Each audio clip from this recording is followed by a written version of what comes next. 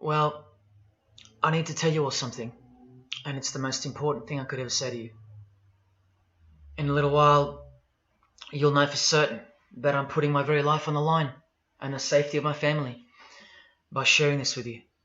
So I hope that buys me at least a few minutes of your precious time. If this video is taken down, it wasn't taken down by me, alright? Now I'm partly doing this to wash your blood off my hands, because God saved my life on a midnight highway one fateful night for this very cause. And He's watching, as He clearly proved that night. See, I should be dead. My sleeping driver was hurling us toward a concrete wall at 100 kilometers an hour when an angel of God was sent to wake me up from a deep sleep with just a whisper, and just in time. And for what? Not so I could win X Factor or buy that dream Porsche or marry that dream girl, but for this, for these words, for this moment, so I can tell you something, so I can warn you about something. Nothing could be more important than this. So cancel that movie you wanted to watch, skip that gym session. Don't scroll down to the next post. Just stay with me. Stay with me. Now, don't worry about the quality of the video or the audio. Just focus on the content. Listen to my voice and trust your eyes. Most of you won't care for the shocking thing I'm about to expose to you, because no one cares. No one cares. Not my exes, former friends, former bandmates, work colleagues, parents, family members, strangers. No one cares. But still, I'm doing all this for one person. One single human being out there. God is calling you, and He's looking for the last ones before the storm. And if you think you know where I'm going with this, please keep watching, because the most important part of this video comes at the end. Now, everything you're about to hear is a fact, and I'll prove it to you. I will leave no room for doubt. And nothing can stop what's coming. So this isn't a call for an uprising, boycott, protest. No. The Titanic is sinking, and it's unstoppable. All I'm going to do is point you to the life raft. And if you want to ignore me, then fine, proceed at your own peril. God knows I've tried. If you want to mock me, then at least share the video. Let others mock me too. Tell your friends. Check this freak out. Anything to help me reach someone who has eyes to see and ears to hear. And like I said, in a few minutes, you'll know why my well-being is in danger, and that of my loved ones too. Now let me ask you something real quick. Who do you think, generally speaking, runs the world? What type of people are the leaders of our countries and corporations, and the rich and the famous too? I mean, like, are they Christians? Do Christians run the world? Well, no, of course not. Buddhists? No. Do Muslims run the world? No. What about atheists? It's got to be atheists, right? Because we've come such a long way as a society, and atheism is the rational state of mind for the modern type of person, right? No. What about a mixture of people? Different types of people run the world. Let me tell you something. All the leaders from Africa to Europe to the Middle East, Israel, Syria, Iran, all the way to the Americas, all these people, and we'll get to the celebrities in a second, they're not atheists, Buddhists, or Muslims. No. What if I told you that they all belong to the same religion? A secret religion. One that none of them are allowed to talk about. One that you should worry about because it affects you beyond belief in ways that you never imagined. Before I tell you what this worldwide secret religion thinks of you and plans to do to you, let me tell you what this religion is. And how do I know about this religion? Because I used to belong to it. And today I'm renouncing it publicly, breaking my oath of silence, which they imposed upon me and every single other member during ceremonies under the penalty of death. That's why my life is in danger. Every person you're about to see has taken the same oath as I did, over and over, no matter where on earth they're from, including Scott Morrison, your Prime Minister and mine. But see, I was plucked from it, saved from its camouflaged clamps, from its extravagant deception and its spiritual corpse, by none other than God Almighty. No one else is going to tell you this. Not your favorite singer or politician, who more than likely also belong to this hidden religion. Nowhere will they speak because they love it. They love their lives. They love their success, the money, the worship they receive. And then there are those who have left but have never broken their oath out of fear. Trust me, you don't know who you're messing with here. The few that have spoken out, well, they lost everything. Or either their reputations and livelihoods are threatened or destroyed, or they're framed for a crime and end up in jail, or they're murdered and made to look like an accident or suicide. Now, just for the record, the God that saved me, which God was that? Jesus Christ, of course, the one and only. And he's the only one they hate, along with his disciples. So I'm invincible until he's done with me. That's why I don't fear him. Now please don't let the name of Jesus scare you off just yet, because if you're an atheist, you're especially going to want to hear this. Christians and atheists are the most pathetic bunch in the eyes of this ancient religion, the one that rules them all. And I'm only going to show you the tip of the iceberg. And just like an iceberg, the full body of this secret religion continues down past the line of sight, beneath the ocean. It widens in mass and scope until it continues further into the depths, into ever-increasing darkness and invisibility, until it reaches its foundations, which is firmly established in thick blackness, completely unimaginable and not perceived at all to those who only ever get to see its tip peeking out of the ocean top, including most of its members. At least 75%, 80%. And unless you're a member of this religion and this secret society, as they call it, you won't be granted access to the world stage or of a position of influence. It's become a prerequisite for success now that they've gained pretty much full control and their members are in every place of prominence and power. So brace yourself for the truth that has been hiding in plain sight every day of your life, and for the mind-blowing, out-of-this-world climax to this video. Now look at this. There's a few different ways they display their allegiance. They don't do it often, and some don't do it at all.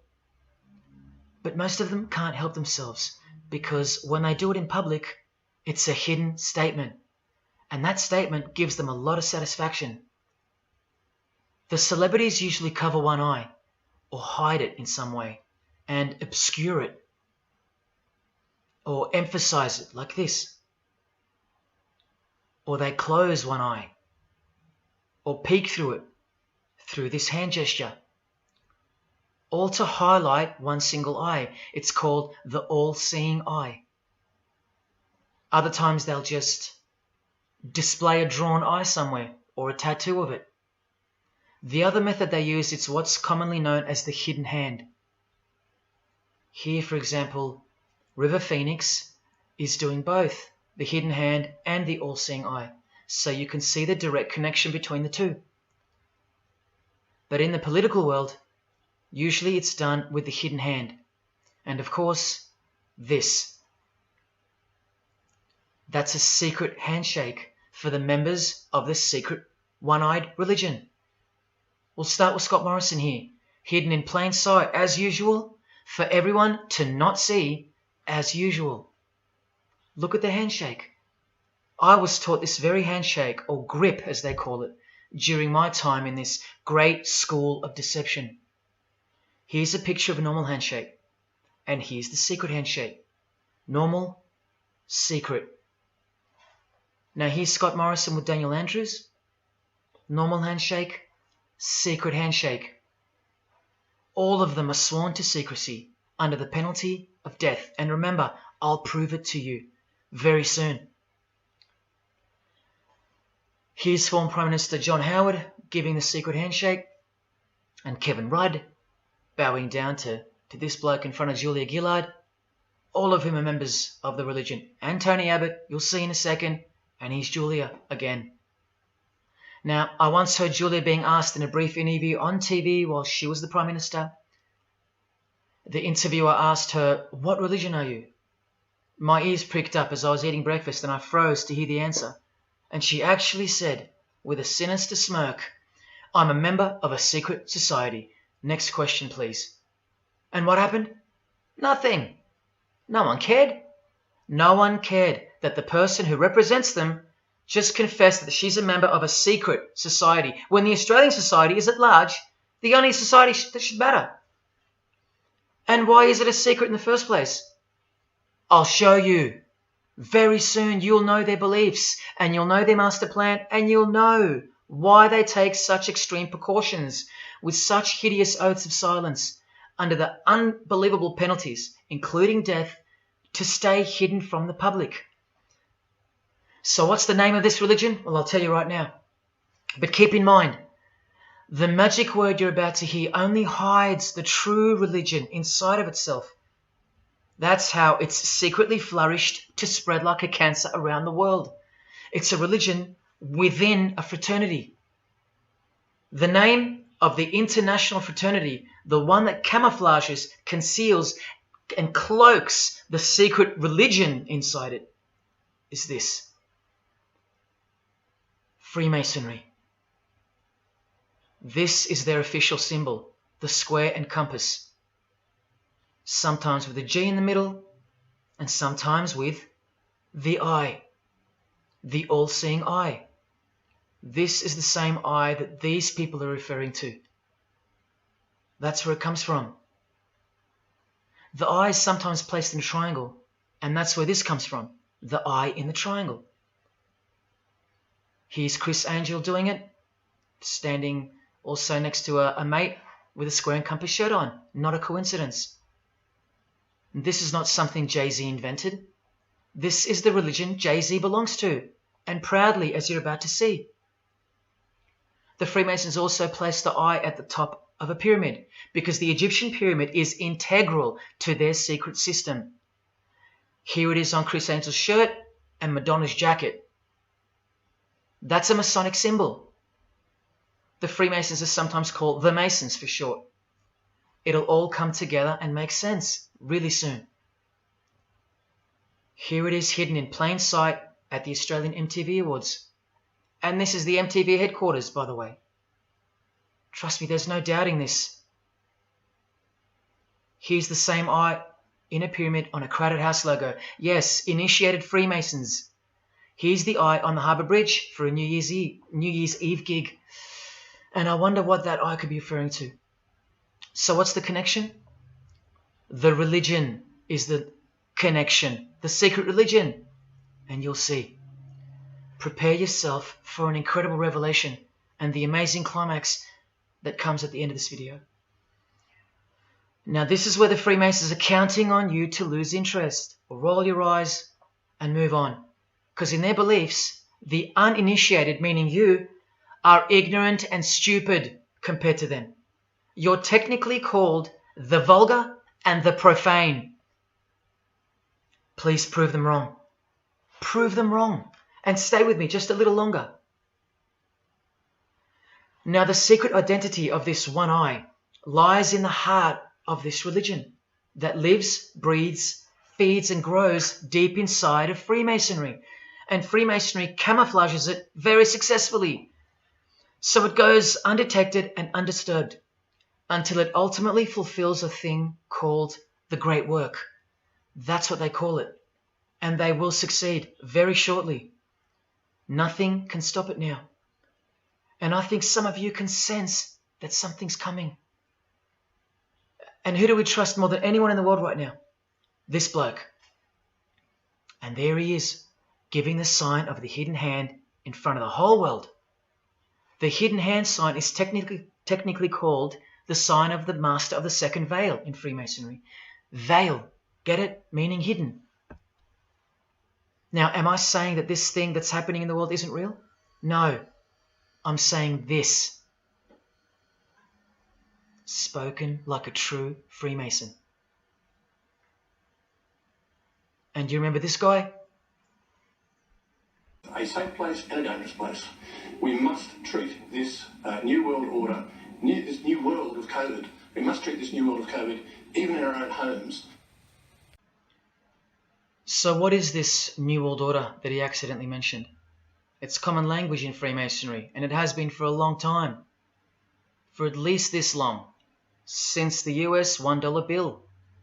Hidden in plain sight, complete with the pyramid in the eye. It's the ultimate goal of this religion. And I'll show you what the great work is, at any cost.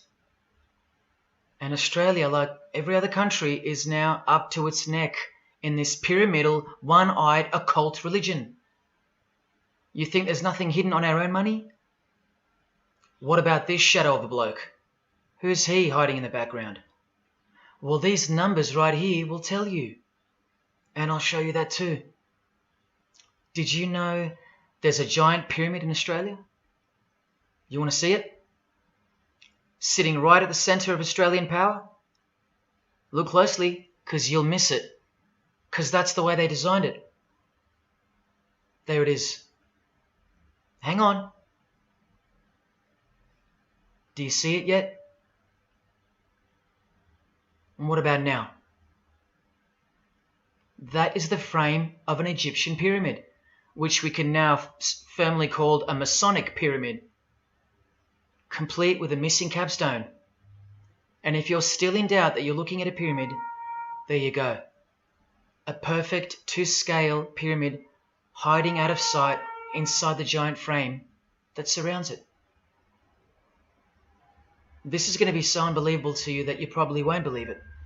Or if you're that far gone, if you really have lost touch with your own soul, you won't care.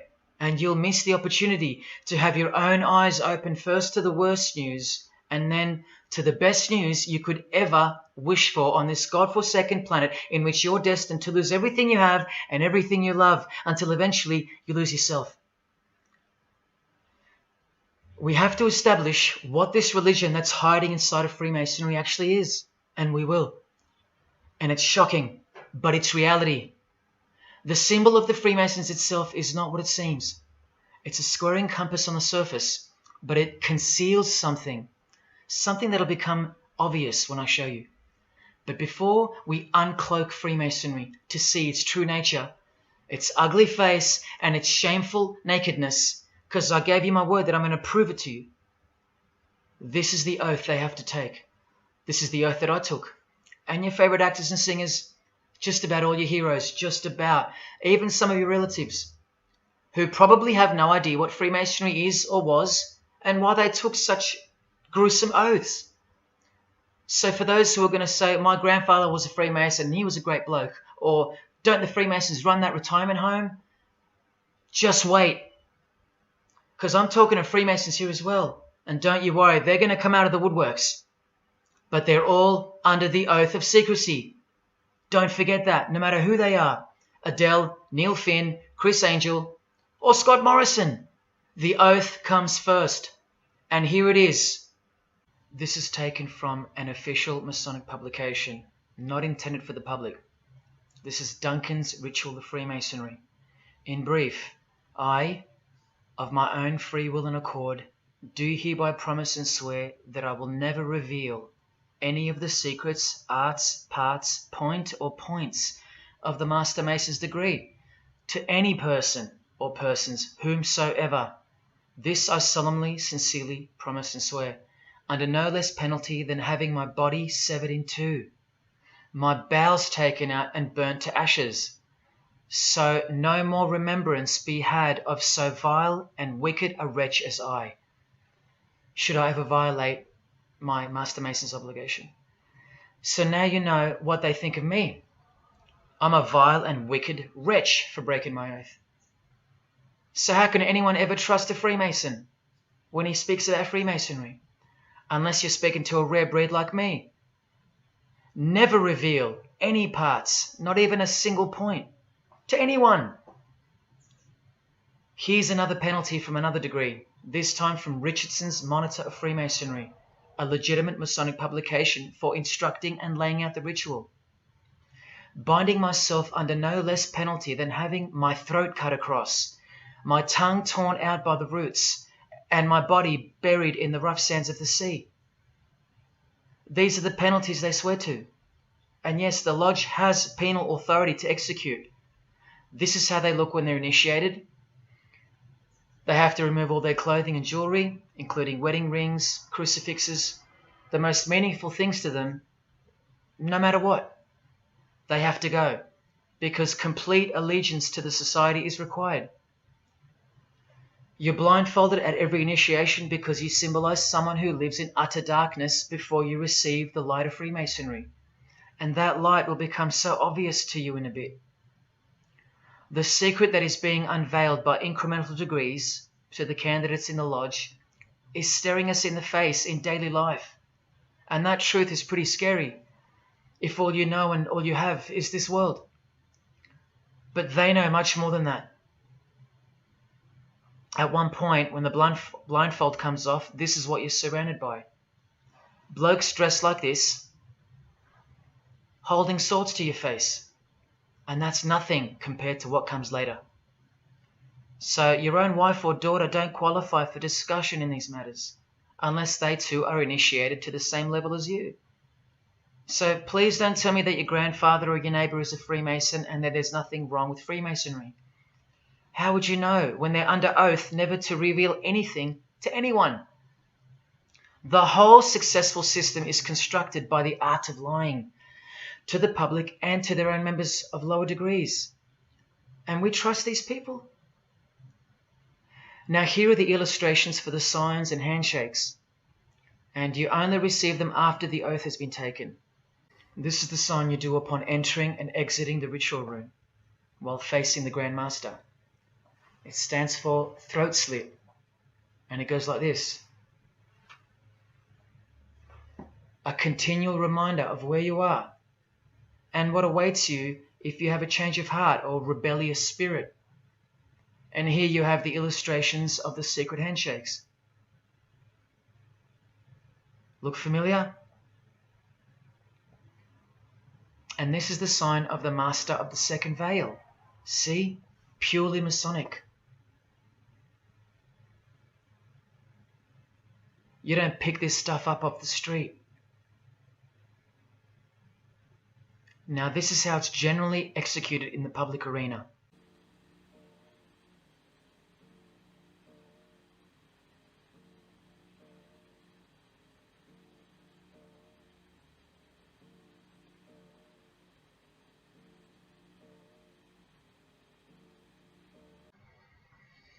Sneaky, sneaky, huh? So when you see this, or this, you know for certain where it comes from and who they belong to. Look at Kramer on the front page of the privately circulated Freemason magazine, officially a Mason, like fellow brother Tony Abbott, and he's doing this. That's a direct link to the mysterious all-seeing eye of Freemasonry. There it is on the walls of the inside of a lodge room. So there's no reason to doubt that those who do this belong to this. This is another sign they do quite prominently. It's the sign of silence. This is from Richardson's Monitor of Freemasonry again, a finger over the lips. Now these signs are slightly morphed over time, so covering the mouth in a variety of ways is the expression of being bound to secrecy and silence. Silence or death, as Little Wayne here is portraying. Here's the oath of a second-degree Freemason on page 21 of Richardson's Monitor of Freemasonry. Binding myself under no less penalty than having my left breast torn open and my heart and vitals taken out, thrown over my left shoulder, should I wilfully transgress any part of this my solemn oath.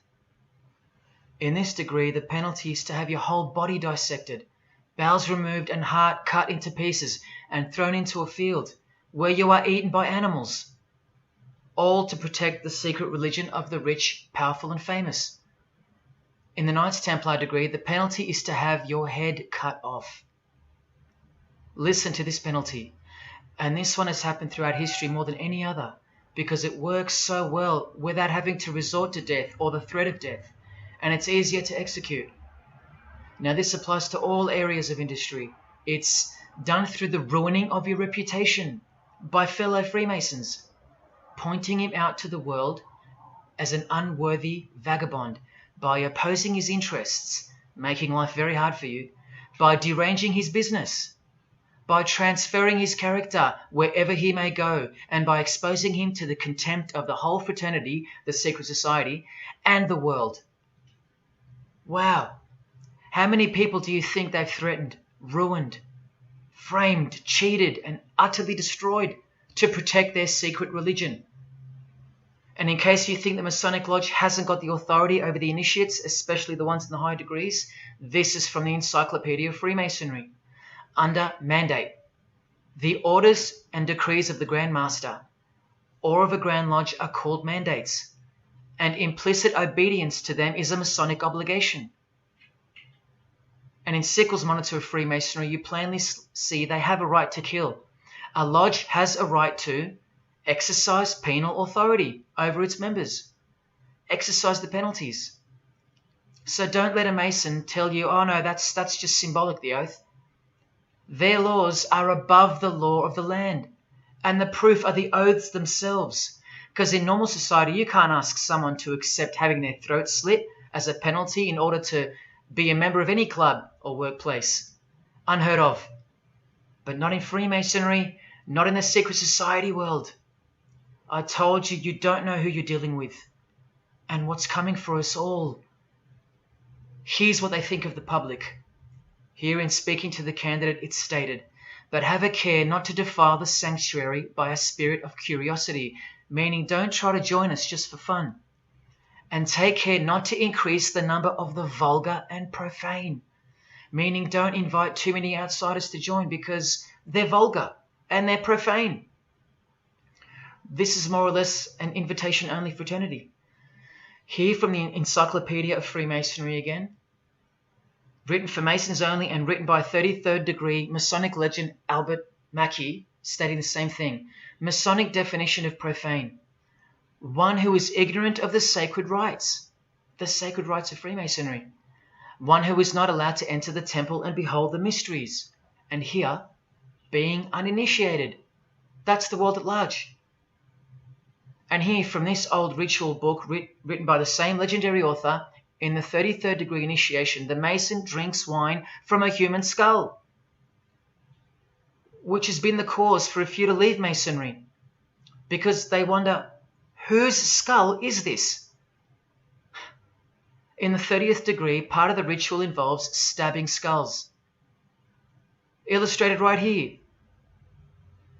The process of submitting the member further and further involves things like this. See, the candidate who's seeking admission into the next degree to receive more light has to be humiliated and intimidated. This guy here has his foot on the candidate's head. This is what our celebrities and politicians and the most prominent members of our society have done and continue to do.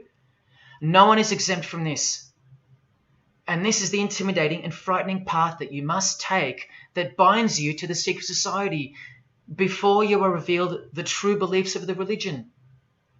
So can you see the risks I'm taking? You have to stay till the end. Don't let me down. Don't let yourself down or your fellow man. Believe me, it'll be worth it. Now here's one of the 3 greatest Freemasons of all time, who actually helped construct the 33 degrees or rituals of modern Freemasonry, Albert Pike. A hideous man with a deeply complicated mind, and one who will soon help you to see who they really are. This is how important he is to Freemasonry. He's buried here, in the House of the Temple, a Washington Masonic Lodge, just around the corner from the White House. He was called the Grand Commander Sovereign Pontiff of Universal Freemasonry, a giant of this secret society, the only Confederate general who has his own statue. And who were the Confederates? The dudes that fought for slavery, not against it, defeated by Abraham Lincoln, who was surrounded by these Freemasons, and who was assassinated by this one, John Wilkes Booth, doing the same sign of the master of the second veil. A Freemason assassinated Abraham Lincoln. Undisputable when you have the eyes to see. Now, Albert Pike writes in his colossal work, which some refer to as the Bible of Freemasonry, called Morals and Dogma, and on page 113 he says, "What can there be in common between the vile multitudes and the sublime wisdom?" That's what Freemasons possess, sublime wisdom. That's what their secret is. It's sublime. The secret I'll reveal to you. Now, just quickly, here's Freemason Kanye West. Here he's giving the Masonic grip to his brother Mason Jay-Z. Look at the lapel he's wearing in this picture. It's the same double-headed eagle as on the front cover of the so-called Bible of Freemasonry, Morals and Dogma, written by the Grand Commander Sovereign Pontiff of the religion that Kanye and Jay-Z have been sworn into and thus granted access to international success. His Christian conversion isn't what it seems, and you'll soon see what job he has to do. Now look at what else Freemasonry thinks of the uninitiated, from the words of the Grand Commander himself. The truth must be kept secret, and the masses need a teaching proportioned to their imperfect reason. I hope you're listening, because we're about to get going here. These truths were covered from the common people as with a veil. There's that veil again. And the mysteries were carried into every country. Freemasonry was secretly imported from the East into the whole world to weave its web in the darkness to increase and advance its agenda. The sages, meaning the enlightened ones, always had an esoteric creed, unknown to the vulgar. And here he says, to the end that the vulgar herd, seeing, might not see anything, and hearing, might comprehend nothing. Are they right? Am I wasting my time, laying it all down for nothing? Because they know you so well? Your favorite celebrity and politician's secret religion is beyond the reach of the vulgar. Vulgar is what you are to them. He won't tell you. She won't tell you. And they won't tell you.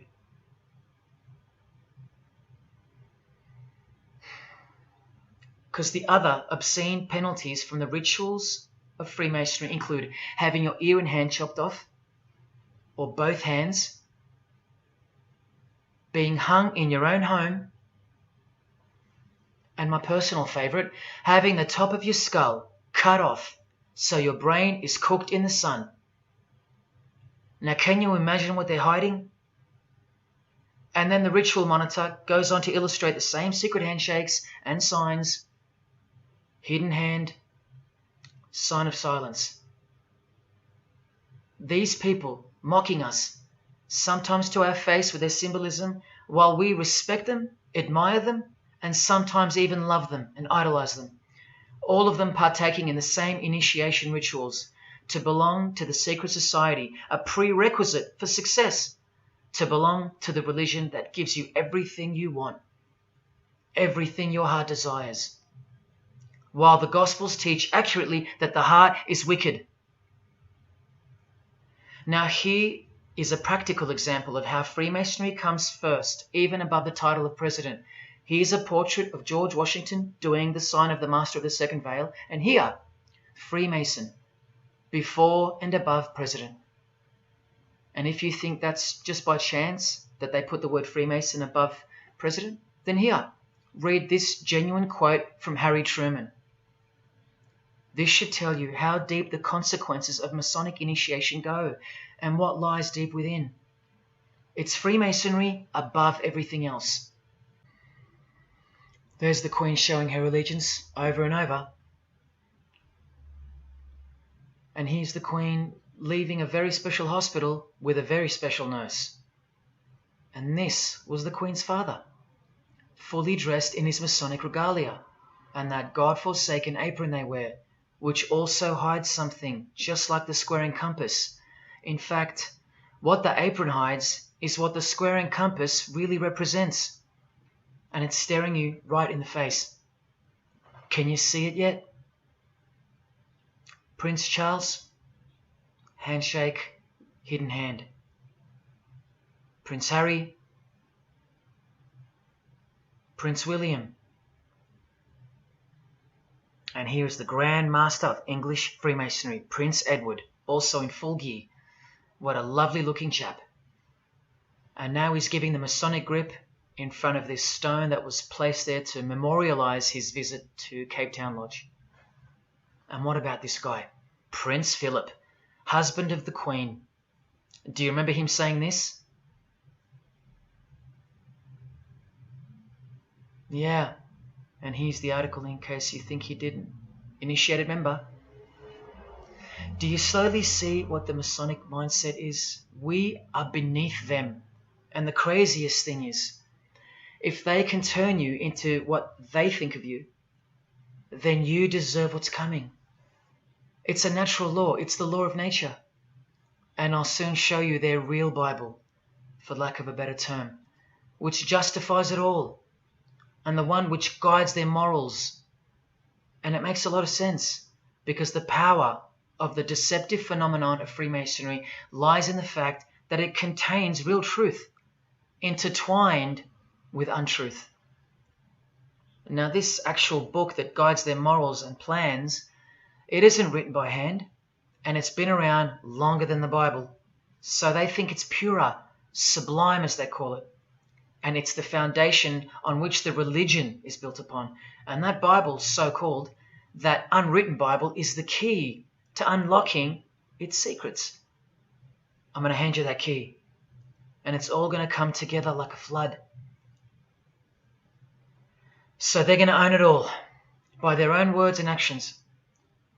And they're going to introduce us to a new system of life, but only after a number of shocking events take place, which I'm so close to telling you about. But first, I have to tell you the name of the secret religion and the identity of the I. Now, for the few of you that think of hospitals and charities and nursing homes when you hear the word Freemason, a word which I soon hope to never speak again after this video, well, it's a front, a cover story, and like everything else in this presentation, I'm going to show you. This too is for the poor Freemasons that are going to have the call to make an appearance in the comments section trying to defend their beloved fraternity. This is 33rd degree Freemason Manly Hall, who was named Freemason of the Century by the Scottish Rite Journal in 1990. And you'd be surprised how many Masons haven't heard of him, because they don't bother entering the Masonic library and searching out the mysteries themselves. These same Masons think they know something, and they parade themselves on websites and social media, calling people like me, oh, he's just an anti-Mason, anti-Mason. Blind fools at best, deceivers at worst. Well, the Freemason of the Century wrote in this book, and in this chapter, Freemasonry is a fraternity within a fraternity, an outer organization, concealing an inner brotherhood of the elect. One visible and the other invisible. The visible society is a splendid camaraderie of free and accepted men and women, enjoined to devote themselves to ethical, educational, fraternal, patriotic, and humanitarian causes and concerns like hospitals and charities. But the invisible society is a secret and most august fraternity whose members are dedicated to the service of a mysterious arcanum arcanorum, meaning mystery of mysteries. Now I wonder what that could be. So once again, don't listen to the lost or deceptive Masons that'll come here trying to cheat you from the truth, telling you that I don't know what I'm talking about or calling me an anti-Mason. Because there you just heard it. There's a Masonry for the majority of Masons, and then there's the real thing, the secret religion, which should shock you when it's announced. These same lost or deceptive Masons also love to repeat, like parrots, that Freemasonry is not a religion. Well, what does the Freemason of the Century have to say about that? From this book, he writes, Masonry is essentially a religious order. Not just a little bit religious, but essential. And here, the iconic giant of Freemasonry says in Morals and Dogma, every Masonic lodge is a temple of religion, and its teachings are instructions in religion. So please, Sit down, Masons, because Freemasonry is a religion. And soon, I'm going to tell you what it's really called. Now look at this from the same book, and speaking about fellow Freemasons being initiated in the lodge room. Part of the symbols are displayed there to the initiate, but he is intentionally misled by false interpretations. Their true explication is reserved for the princes of Freemasonry. The whole body of the royal art, which you'll know all about soon, was hidden so carefully in the higher degrees. So you see, the whole thing is built on lies. And the ultimate liar lives inside the triangle, above the pyramid, so that even the highest Masons are living a monstrous lie. Wake up, Masons. Even you are deceived, just as the public is. Unless, of course, you're hungry enough to want to acquire all the power and climb up that pyramid closer to the eye that sees all. In that case, close your mouth, go back to your lodge, and good luck to you. Or, of course, grow some kahunas and be honest. But then you can't, right? Because you'd be breaking your oath. Sad. Oh, it's good to be free, under the wing of the true master. Stick around if you're interested, and you'll get to see some wonder. When I pull that cloak called Freemasonry right off, and those that are still here watching will get to see the true colours of the nakedness and the horror of the Masonic Lodge, and the religion that rules them all. Another thing that Masons will repeatedly say is that this has nothing to do with Freemasonry, and it's just a conspiracy theory. Well, the 33rd degree Freemason of the century also wrote this book about 100 years ago, The Secret Destiny of America, and look at the front cover. And I'll tell you why America is so important for the ultimate goal of the secret society. It's disturbing, but it's also essential in understanding the near future and what's going to take place. So for the Freemasons that still say that this is not a Masonic design, especially this Masonic website called Masonic Info, insisting here that even the eye in the triangle or pyramid is not Masonic. Completely laughable and pure disinformation for the stupid masses. Try arguing against this. This is from a 1960 copy of the New Age magazine, an official organ of the Supreme Council of 33rd Degrees. No higher authority in the United States to speak of the relationship between Freemasonry and the US $1 bill. Masonic symbolism in a $1 bill. Look at them all. 13 leaves, 13 bars, 13 feathers, so on and so forth, and of course this, the Masonic all-seeing eye, located in the pyramid. So you think this is a conspiracy theory or just a plain conspiracy? Well, here's JFK, yes, a Freemason, but one who had enough when he wanted to print money disassociated from the Masonic central banks, just like Abraham Lincoln, and he paid the price for it as well. Listen to the speech we never hear about in school. More proof that they control the education system here and everywhere. Please, just have a quick listen to this.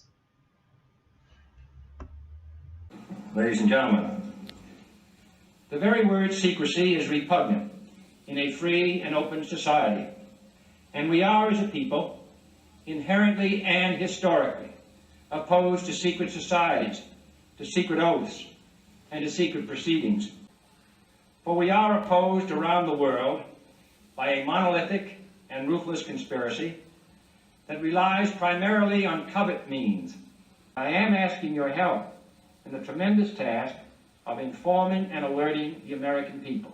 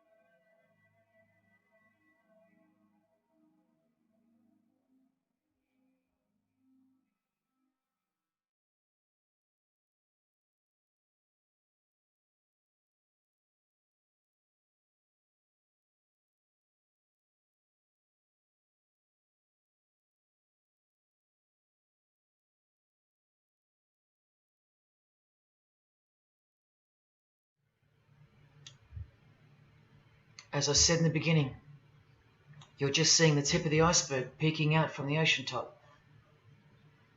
I told you, all personalities in the field of great influence are initiated members of Freemasonry. Otherwise, they wouldn't be there. Within 60 seconds of me telling you what international Freemasonry really is, I'll prove it to you. Unequivocally, within 60 seconds. And then I'm going to drive it home, and then I'm going to show you what they're planning with this new age they're implementing, and then the conclusion, which is by far the most important part of this presentation. So when you hear me tell you the truth in just a moment, don't switch off in disbelief because you can't believe that your favorite idol or whoever could possibly be involved, like you know them or something. You don't know these people. You do know that they're under oath never to reveal their beliefs to you. The vile multitude. It's time to trust your eyes now, not your feelings, especially after all that I've shown you. This is why the secret religion is so hidden. This is why it's so ingeniously designed through layers of lies upon lies, cloak upon cloak, and oath upon oath, concealing the truth for its chosen few. What is Freemasonry?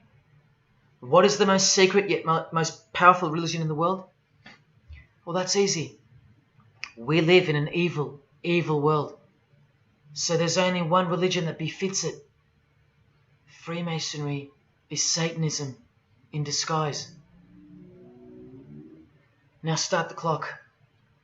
From Morals and Dogma, prepared for the Supreme Council for 33rd degree. That's the highest degree in Freemasonry, and written by the undisputed heavyweight champion of modern Freemasonry, Albert Pike.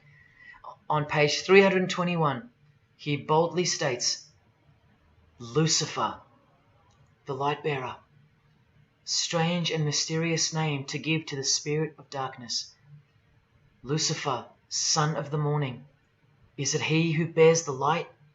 Doubt it not. Did you hear that? Lucifer is God, and do not doubt it. Come on now, stay with me. Here from the Encyclopedia of Freemasonry, written by 33rd degree Freemason, a beloved member of the craft, Albert Mackey. He tells us whose name represents the good principle in Freemasonry's secret worldview. Writing under the Masonic meaning of the word pentagram, he says that the pentagram, depending on its position, represents good or evil. See how he puts the positive aspect in the first position? Good first, evil second. Good or evil, light or darkness, victory or death, initiation or profanation, Lucifer or Vesper. Lucifer is good. Lucifer is light. Lucifer is victory. And Lucifer is true initiation. See, if you're not initiated, you're profane. If you haven't figured out that God is Lucifer, you're vulgar and profane. You're stupid, in their own words. That's the beginning of their big secret. God is the devil, and we're already in hell right now. Now from the Freemason of the Century, Manly Hall, and this will make it 3 out of 3 legends of Freemasonry stating the same thing. In The Lost Keys of Freemasonry on page 76, when the Mason learns that the key to the warrior on the block is the proper application of the dynamo of living power, he has learned the mystery of his craft. The seething, surging energies of Lucifer are in his hands. Do you see? The world's hidden religion, with its universal one-eye symbolism, who was revealed slowly and by degrees only to its dedicated members, is Satanism, or Luciferianism as they prefer to call it. Now all the oaths make sense, don't they? Now all the rituals make sense. Now all the penalties make sense. And their secret signs and symbols and handshakes all make sense. While the bulk of Freemasons make the external image of the fraternity and know nothing of who rules over them and who or what they're protecting. But which craft do you think the Freemason of the Century is talking about here? Which craft? Which craft? Which craft? witchcraft. You need to slowly wake up now. Witchcraft is the royal art of Freemasonry, jealously guarded and reserved for the few. I'll show you clear as day that this is in fact true. This is the symbol of Satanism. And this is the symbol of the lodge of female Freemasonry called the Order of the Eastern Star. Look at that. Satanism, Freemasonry. Trust your eyes. This is the symbol of the Church of Lucifer, founded by a 33rd degree Freemason, which I'll prove. Look at the Masonic squaring compass in the design. The Church of Satan and Lucifer, two sides of the same coin, nurtured and brought to an organized international level of power and influence by Freemasonry, in secret, and all done right under our noses. And if you think that your politicians or religious leaders or favorite idols can't be a part of this, you have to try and snap out of it, or suspend your everyday beliefs just for a moment, and I will clearly show you how it's not only possible, but it's actual. Please, I feel like it's now or never. If you don't get a glimpse of this now, then when? Who else is going to tell you this? When will you next be confronted with this? This is reality. And as much as you thought that ordinary people came into positions of power through hard work or concern for society or family connections, combined with brains and talent, that's not the case. That's the fantasy. This is the reality. They all go through Freemasonry. You think that Sam Worthington was so talented that he was picked over all those American actors to star in Avatar? Of course not. He was a Freemason. And so was the director, James Cameron, of the highest caliber. You have to remember that to them, Lucifer is good. Lucifer is the liberator. Jesus is the suppressor.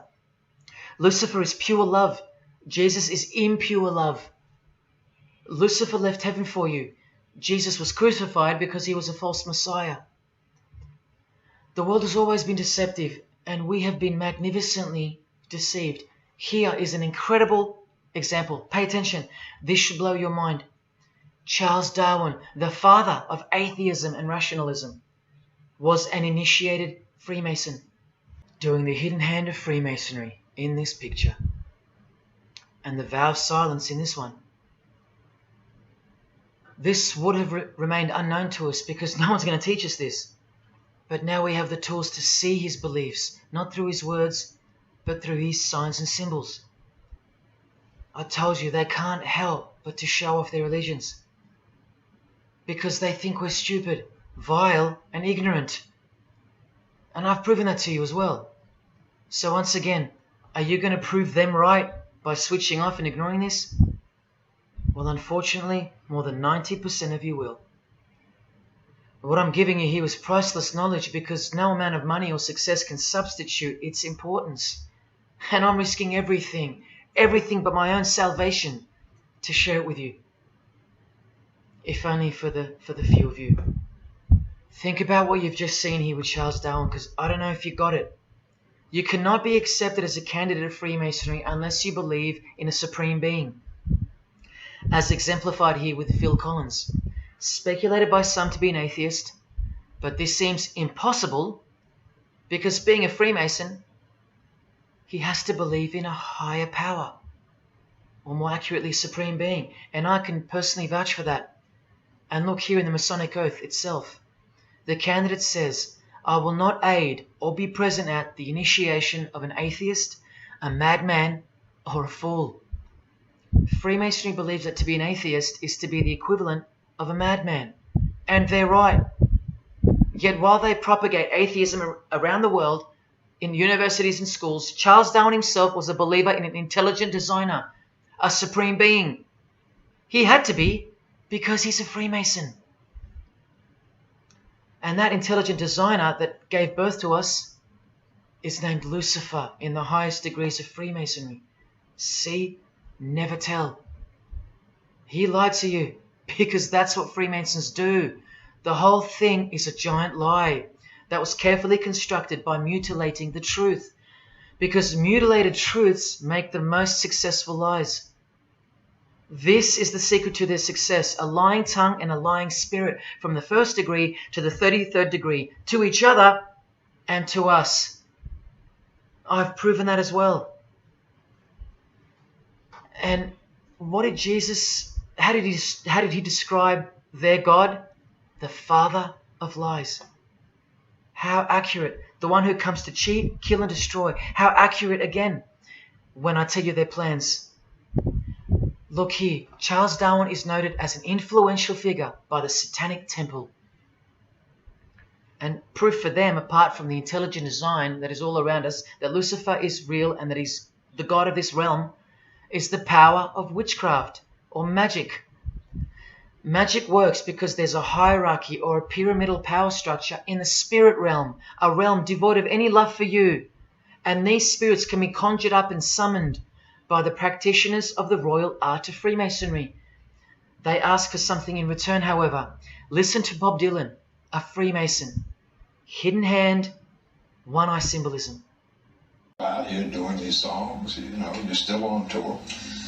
I do, but I don't take it for granted. Why do you still do it? Why are you still out here? Well, it goes back to the destiny thing. I made a bargain with it, a long time ago, and I'm holding up my hand. What was your bargain? To get where I am now. Should I ask who you made the bargain with? with the chief commander. On this earth? And in this earth, and then in the world we can't see. How does one communicate with Bob Dylan's chief commander, Lucifer? By the jealously guarded royal art of Freemasonry, witchcraft. This is from the Encyclopedia of American Religions. Secrecy is bolstered by a system of initiations and degrees, the Freemasonic system. The material which is kept secret is the magical knowledge of the group. This knowledge may consist of rituals and powerful magical formulas. Do you think J.K. Rowling isn't a Luciferian? In this article, J.K. Rowling reveals the inspiration behind the Deathly Hallows symbol. And what is it? The Masonic squaring compass, with the one eye that all the celebrities mimic. That's the inspiration. They're all members of the secret society. If you think that doesn't prove anything, here she is with her new tattoo. It says Solve Coagula. Also a song title by fellow Freemason Marilyn Manson. And where does it come from? Here, the Baphomet. The image of Lucifer as conceptualized by another Freemason, Eliphas Levi, in his book, The Doctrine of Transcendental Magic. This horrid thing, with breasts, a penis, and a goat's head with 2 horns, has these words written on its arms, Solve Coagula. The impact of the meaning of these 2 words should disturb you to soberness when I tell you about them. Because apart from other things, they involve the process in which the new system will be implemented at unbelievable cost to you and I. Here's a statue of the Baphomet at the temple, Satanic Temple, complete with 2 little kids admiring it. That's J.K. Rowling's religion, Satanism. The secret religion for the highly evolved and the highly successful. Welcome to the real world. The same Masonic author writes in The Doctrine of Transcendental Magic, in the ceremonies practiced at reception by all secret societies, there are found indications of a doctrine which is everywhere carefully concealed, and that is witchcraft. And in his History of Magic, he tells us it is the royal art. And that's what Freemasonry calls it. And where did he get his inspiration for the Baphomet? From the Knights Templar, another secret society who were banned, and some of its members were executed in the 1300s for glorifying evil, as it's openly stated here in the Satanic Rituals. And where do modern day Knights Templars reside now? Within high degree of Freemasonry, right here. Again from the encyclopedia, and listen to this. The continuing impact of speculative Freemasonry, which means modern day Freemasonry, provided fertile soil in which new magical orders could grow. Magical orders, meaning other branches of secret societies, of which Freemasonry is the umbrella. Because Freemasonry is the king of secret societies. Just like JFK tried to tell us, it's the prestigious channel that one must go through. And it is the reason that the oldest religion in the world has made a colossal comeback and is now on the brink of success. Which, as I said, nothing can stop now. And again from the encyclopedia, the groups wear ritual garb and meet in magical lodges. And where do Masons meet? In the Masonic Lodge. Like here with a magical pentagram on their checkered floorboard. Are you believing your eyes? Or are you making excuses? Here's another statue of the Baphomet at a satanic temple doing the sign of the horned god Lucifer. The hand sign mimicking the horns on his head. And of course the upside down cross. And here's Barack Obama doing the same sign. And the sign of silence with a twist. Who do you think he's mocking here? You and I. But mainly Christians. Because Christianity is the one force that has stood between you and the inconceivable horror that is awaiting us and is on its way. Here's an article on Barack Obama, and that's his hands adjusting his presidential seal. And there's his Masonic ring, and the sign of the devil's horns, over and over. Freemasonry and Satanism are intertwined. Look at these Masonic politicians throwing up the devil's horns. George W. Bush. Look how sneaky and sinister the look on his face is here. And the manner in which he's delivering the sign. In front of the whole world. Is he a fan of rock music? Is he saying I love you in sign language for the deaf, like some people like to say? This is his fraternal order called Skull and Bones, also known as the Order of Death, where you lie naked in a coffin with what's called a temple prostitute during initiation. Clearly a Masonic order, with this guy displaying the hidden hand of Freemasonry. In Stanley Kubrick's last movie before his death, he's telling you that all prominent members of industry, including politics, as the movie goes on to show, are members of a satanic secret society. In it, he shows the members engage in an orgy and feast after the ceremony of dedication to their horned god. To identify which secret society he's referring to, he leaves the clues in the artwork. Not once, not twice, but 3 times. The One-Eyed Religion. And who do you think the title of the movie is dedicated to? None other than the stupid, ignorant, and uninitiated masses watching the movie. And you know it now. He knew that when we'd leave the cinema, we'd be commenting on the performance of Tom Cruise, or giggling about the orgy scene, or just being disappointed because the movie went too long, or some other meaningless critique, with eyes wide shut. Look at the cover of his other movie, A Clockwork Orange. The eye on top of the pyramid. And on his shirt, the word devil in Italian. Let me take it up a notch, in case this isn't registering. Listen to the founder of the Satanic Church, Anton LaVey, tell us in his book, The Satanic Rituals, which is a companion to the Satanic Bible, Masonic orders have contained the most influential men in many governments, and virtually every occult order has many Masonic roots. This is back in 1972 he said this. Now 40 years later it should read all governments, not many. And why is the founder of the Church of Satan talking about Freemasonry, the most respectable and charitable fraternity in the world, that no one seems to talk about and that we never hear about in school? This is why. Because the Satanic Ritual is a blend of Gnostic, Kabbalistic, Hermetic, and Masonic elements. That's crazy because Freemasonry is a blend of Gnostic, Kabbalistic, and Hermetic elements too. Any Masonic writer will confirm that. But how can that be? Because Freemasonry is Satanism in disguise.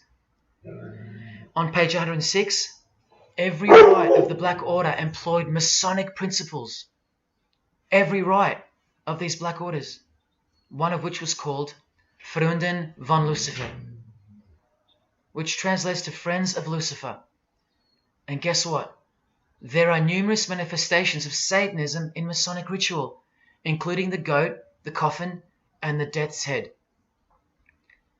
Please awaken, O sleeper, and let the glorious light of the truth dawn upon your sleepy eyes. How did Freemasonry get away with this? Just like Jesus, the greatest enemy of theirs, said they would, by dressing the wolves as sheep. A satanic underground carefully cloaked in Christian trappings. That's how Freemasonry got away with it. We can't find out about it because they run the media and the education system clearly. John F. Kennedy was brutally assassinated after he attempted to inform us that we are opposed around the world by a monolithic conspiracy. Did he know that Lucifer was the god of Freemasonry? I don't know. The Grand Master of my lodge, who was the mayor of the city, was a 32nd degree Freemason. That's one short of the top, one short of the true beginning of the secret religion, and he had no idea what Freemasonry really was. After 42 years in the lodge, they never invited him into the 33rd degree initiation because he couldn't see past the Christian trappings, as they were designed to do exactly that, trap the Christian, or trap anyone else who was too sensitive to behold the truth. Thus, Freemasonry could halt their progress at any time without suspicion because it's a rare thing to reach the 33rd degree, and every Freemason knows that. So that there are no rude awakenings that take place with those that aren't ready to embrace Lucifer as the true god of Freemasonry and the world. This is an ingenious system, birthed by what must have been demonic inspiration. Anton LaVey says that this ingenious system I speak of serves as a rudimentary screening process for organized Satanism. Exactly right. It's a filtering process, as I've said earlier. An international filtering process from which men and women are picked and permitted to enter the world stage.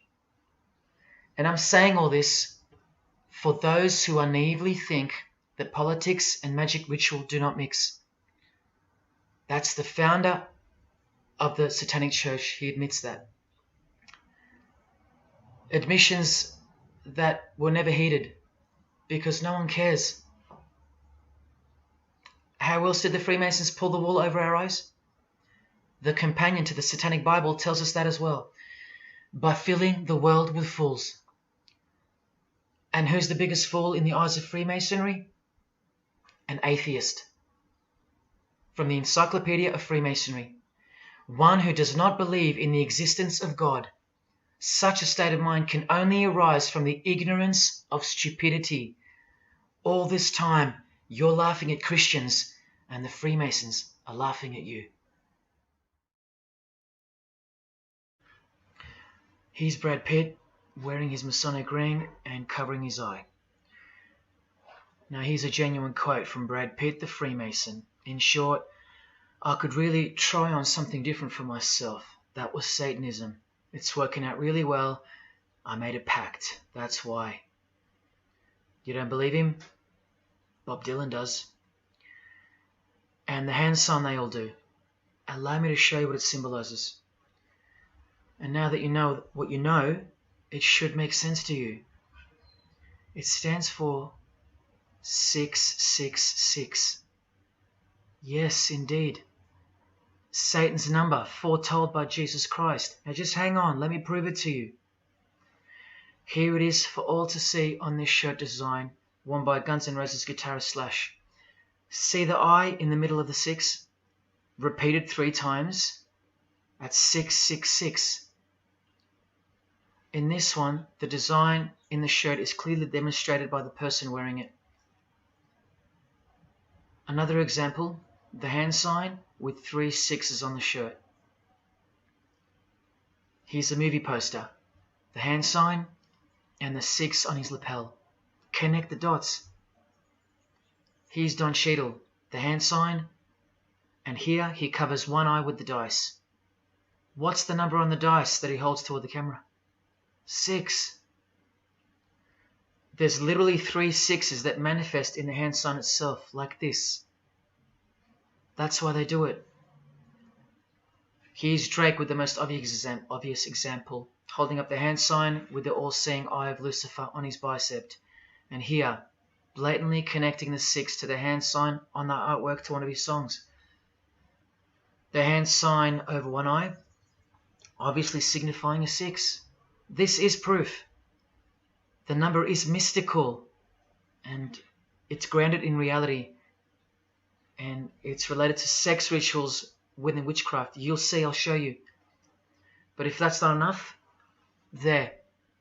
Drake is clearly intending that hand sign to be a way of communicating the number 666. A hater of Christianity and Jesus Christ. But I wonder why. He has everything he desires. Christians aren't suppressing him. He doesn't hate Buddha or Muhammad. None of them do. No. Jesus is who they hate. But they protect Freemasonry by communicating its presence in their lives, not by word, but by symbols and signs. Disciples of Lucifer. While you don't believe it, they take it very seriously, and they mock you by displaying it in your face. They know the truth. The chief commander, the one at the top of the pyramid, is Satan, the god of this world, just like Jesus told you who he is. Britney Spears doing the 666 over the eye, and look at this. The devil's horns while she wears the seal of the US $1 bill, designed by Freemasons. You know why now. You just have to stop denying it. Freemasonry is Satanism in disguise. This is how they tell you. Let's go to Britney's close friend, whom she tongue-kissed in front of the world, sexualized as these people are, and for all the girls out there to be inspired and corrupted by. Madonna, wearing the same Masonic design as Britney. 666 hand sign, the one eye symbolism, and the vow of silence. The vow of silence with her fellow practitioner of witchcraft. The Masonic eye in the triangle behind her, and now the upside down cross of Christ on her outfit. A member of the secret society who hates Jesus with a passion, as you can see here with Lucifer, the god of Freemasonry, giving her oral sex. Deep despisers of Christianity. Are you wondering why yet? The sign of the devil's horns here, meaningfully placed and done with precise intent, like with all of them. And here teaching her poor children to follow in her footsteps. Truly only God knows how many young people she's perverted in her career, all orchestrated by Freemasonry. Here's the founder of the Church of Satan again, Anton LaVey, showing the horn sign. The horned god of the witches, as illustrated by Una Woodruff in her book Witches. And here, with a member of the Agora sect of Hinduism partaking in a ritual of the oldest religion of the world. She's drinking blood here from what? A human skull. Sound familiar? That's right. That's what all the high-level Freemasons do, except they use wine, until they themselves are invited into the secret religion. It's ritualistically done to gain magical abilities, not a myth. And look at her hand sign. It's also known as the El Diablo. Do you still think this hand sign is a joke, or it's misunderstood or misrepresented by people like me? Look at the cover of Anton's other book called Satan Speaks. Look at the eye. He has one eye emphasized.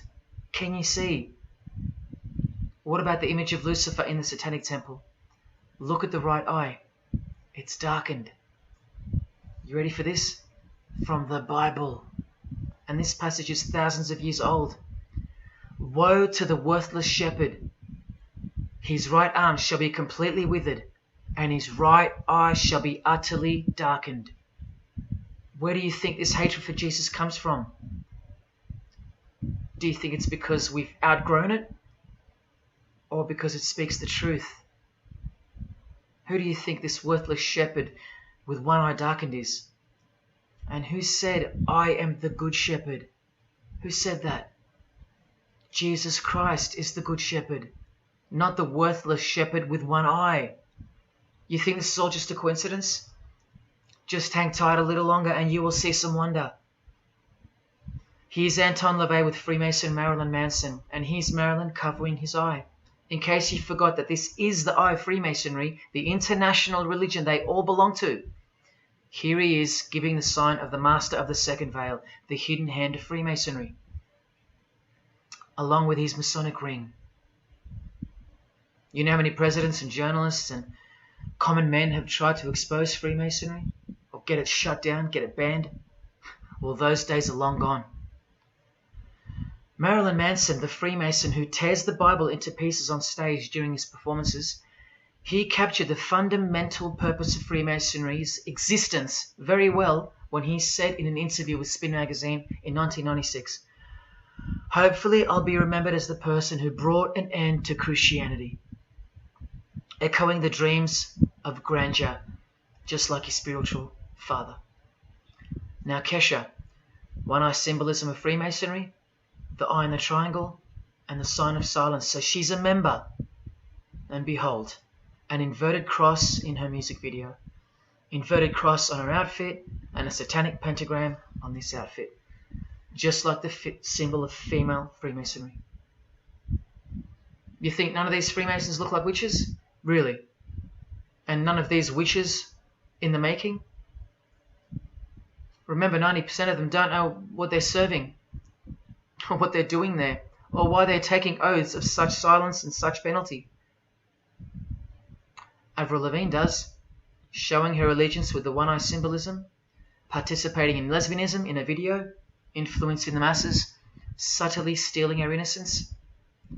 And what's on her helmet? One eye. And doing the El Diablo with pentagrams at her concert. Anthony Bourdain, with his one-eye symbolism, he was openly a hater of Christianity. And what kind of woman would suit a man like this? Well, a fellow member of the secret society who hates Christianity too, of course, Asia Argento. One-eye symbolism, again and again. The sign of Lucifer's horns, and this pose of his image. Remember the Baphomet. There's Asia mimicking its pose, complete with the finger position.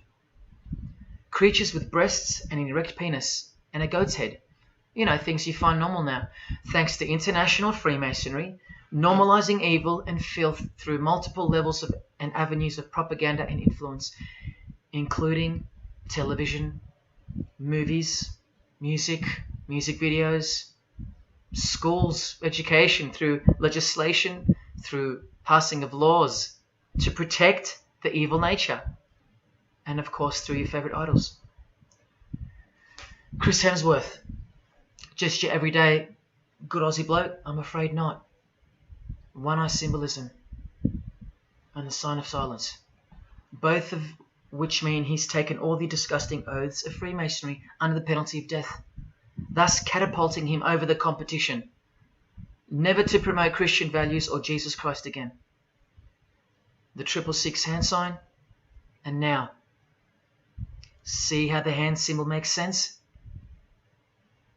Amber Heard, who was married to this Freemason, who's best friends with this Freemason. I told you they only date, marry and associate with their secret society. Here with the 666 over one eye, and this tweet. I think it's a tweet, I don't know. Look at the one eye closed, darkened if you will, and identifying its meaning with the devil's hand symbol. Of course, she camouflages the whole thing with her misdirecting words for the dumb masses. But we can see through that now, right? Oh, look, it's Elon Musk replying. He's a fan of Amber Heard. Or is there more to it? Good sign, he says. The sign of the devil's horns. The fertility god. The sex god. That's what he's referring to. Why on earth would he point that out? You know why. But to be sure, let's go to his wife or girlfriend, Grimes. One eye. And whose eye is it? You know that too now. The god of this world, who hates Jesus Christ just like she does. 2 inverted crosses of Christ and the pentagram. And what about Elon's mother? Of course, all members of the secret society. Most of us who never even knew it existed. Blink-182, initiated member with some of his secret brothers from the lodge. Vow of silence. Sign of the devil. Cyndi Lauper, all-seeing eye. Vow of silence. the sign of the god of this world. Christian Bale, who thanked Satan at an award show, doing the sign of the master of the second veil, the hidden hand of Freemasonry. Ashley Tisdale, all-seeing eye, social media post, and hanging out with her boyfriend, who proudly wears the satanic cross. You think they belong to the same religion? Of course they do. Bonnie Wright, one eye and the satanic horns. John Cleese, I include him here because he's a well-known hater and mocker of Jesus Christ and Christianity. He got rich off it, and he's a proud Freemason, showing his allegiance. Motley Crue, Nikki Sixx, Tommy Lee, Vince Neil holding a cross upside down, and their album cover.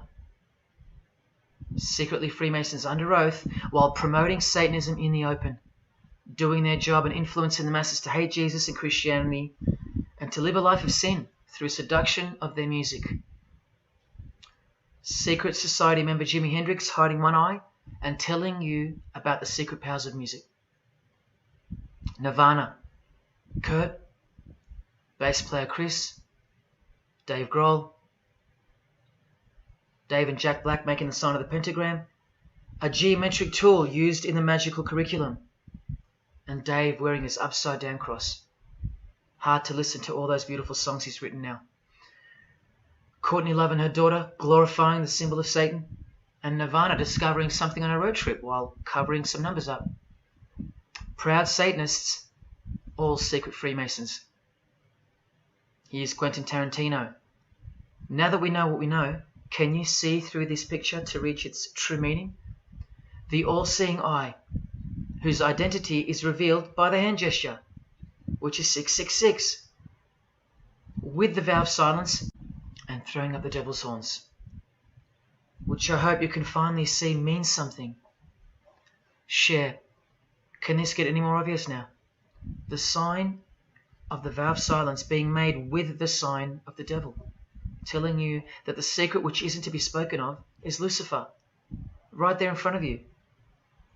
Speaking through signs and symbols, like Confucius said, signs and symbols rule the world, not words nor laws. Cardi B, I just want you to see a few connections between the one-eye symbolism, the 666 hand sign, and the horned God symbol. Eddie Izzard, all-seeing eye, hidden hand, and mimicking the horns of the Masonic God. Oh, but men love the darkness rather than light, as the scriptures put it so solemnly. Look at how precise that statement is. With high-ranking Freemasons loving the darkness so much that they define the darkness itself as light. Watch. In MasonicWorld.com, an article by Worshipful Master John Alexander, who has journeyed from the lower degrees to the high and sublime degrees. This is the religion of our leaders and celebrities, so listen. He writes, every ritual from the high and sublime degrees that I have ever read contains the statement, I beg you to observe that the light of a Master Mason is darkness visible. I put it to you, brethren, that this is the most accurate description of Masonic light that you will ever find. Think about what you just heard, because this is what they learn. Masonic light is darkness. And this is before they enter the real religion of Freemasonry, Satanism. That's why in the high degrees the ritual states to the candidate, I beg of you to observe, meaning to ponder, to contemplate what they mean by the statement. My 32nd degree Grand Master, he never understood. And they don't push you, remember? It's all a screening process to weed out the weaklings who can't handle the truth. The truth that this is how the all-seeing eye sees things. Evil is good and good is evil. Look at what he says immediately afterwards.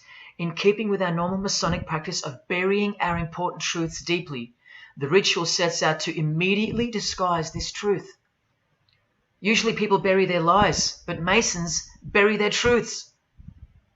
Because their truth is that God is the devil and that we are in hell.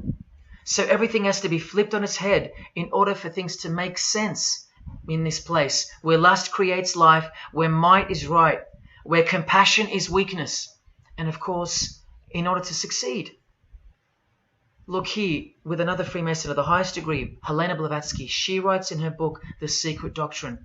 Doctrine means belief. So the book is called The Secret Belief. The Secret Belief of Freemasonry. She says, the sons of God, of whom Satan was one, all those spiritual beings were called angels of darkness, because that darkness is absolute light. Do you see how far they go to protect and glorify the darkness? Because men love darkness rather than light. If these were just randoms next door or some minor cult, I wouldn't be telling you about them, and I really wouldn't care this much. But these are not randoms. These are our heroes. These are those who have crept into the power structure very slowly since 1717, when the first Masonic Grand Lodge was organized, to overthrow Christianity and the world. These are those who we admire, trust. And these are those who have perverted our culture with one hand, the hidden hand, while upholding it with the other hand. So you can never call them out, because they run charities, nursing homes, and children's hospitals in the open, while they propagate smut, violence, debt, and of course atheism in secret.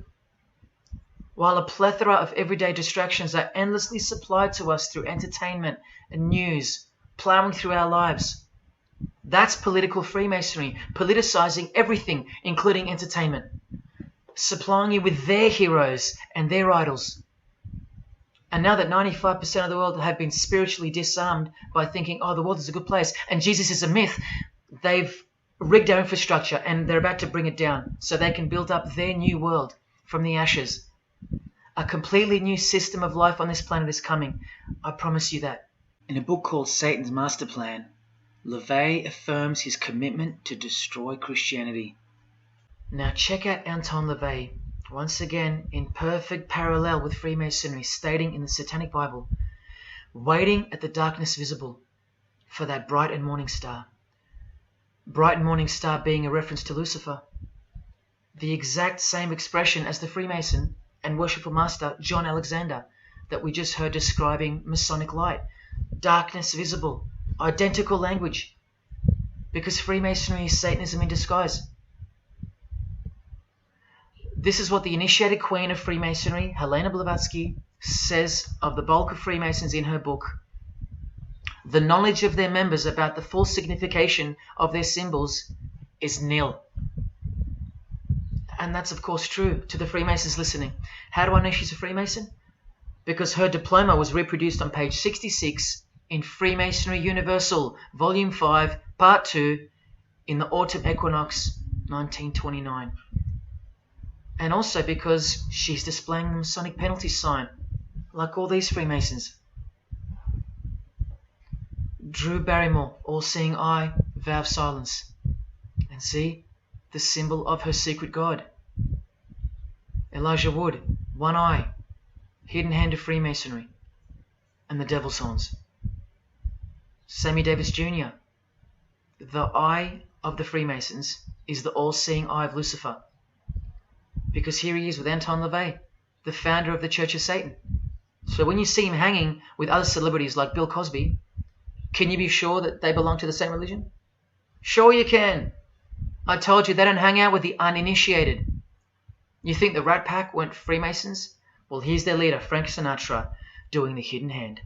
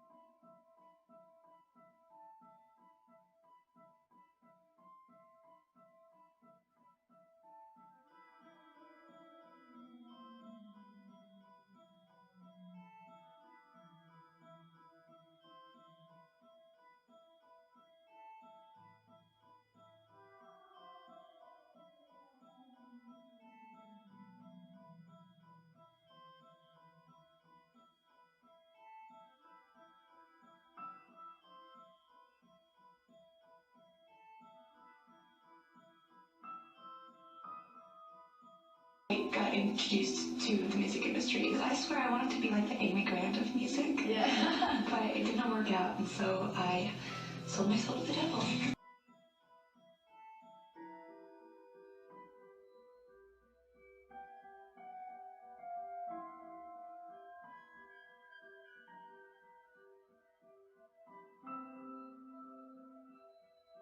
On that, how do you consider maybe doing more acting? I only had a few lines. It was fantastic, but I can't really tell you anything else. It was. Sure you can. I know, I can't. It's very secretive. It's a very secret society.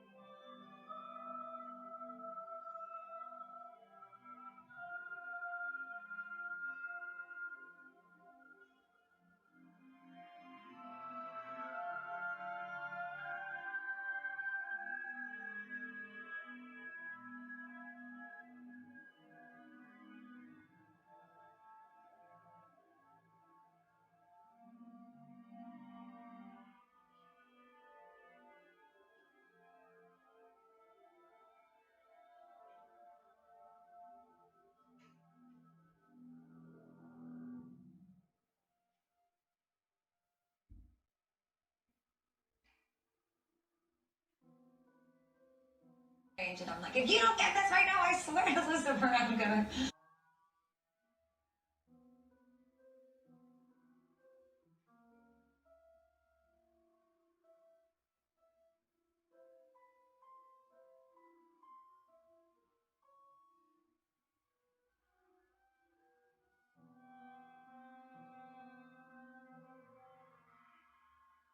poker facing with your sexuality. When I was making love to my old boyfriend, I used to think about women sometimes. Oh, good Lord. I'm sure he was delighted when you told him. Oh, good Lord.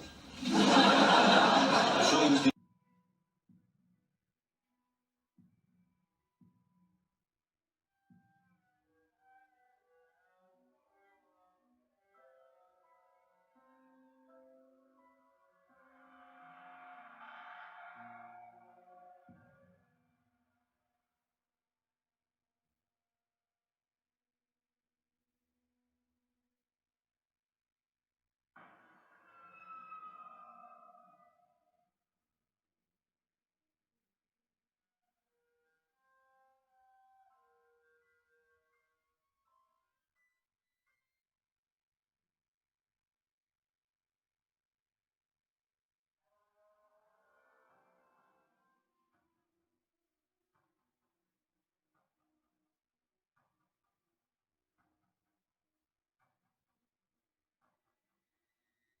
You may feel a small Christ.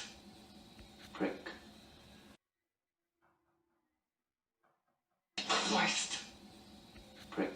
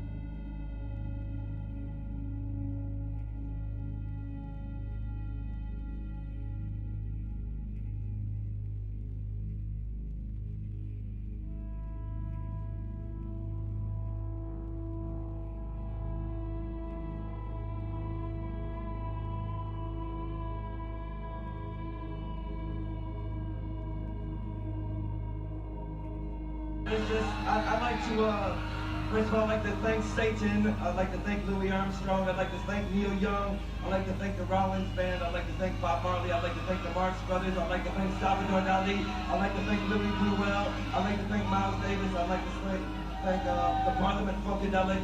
And I'd like to thank you, too.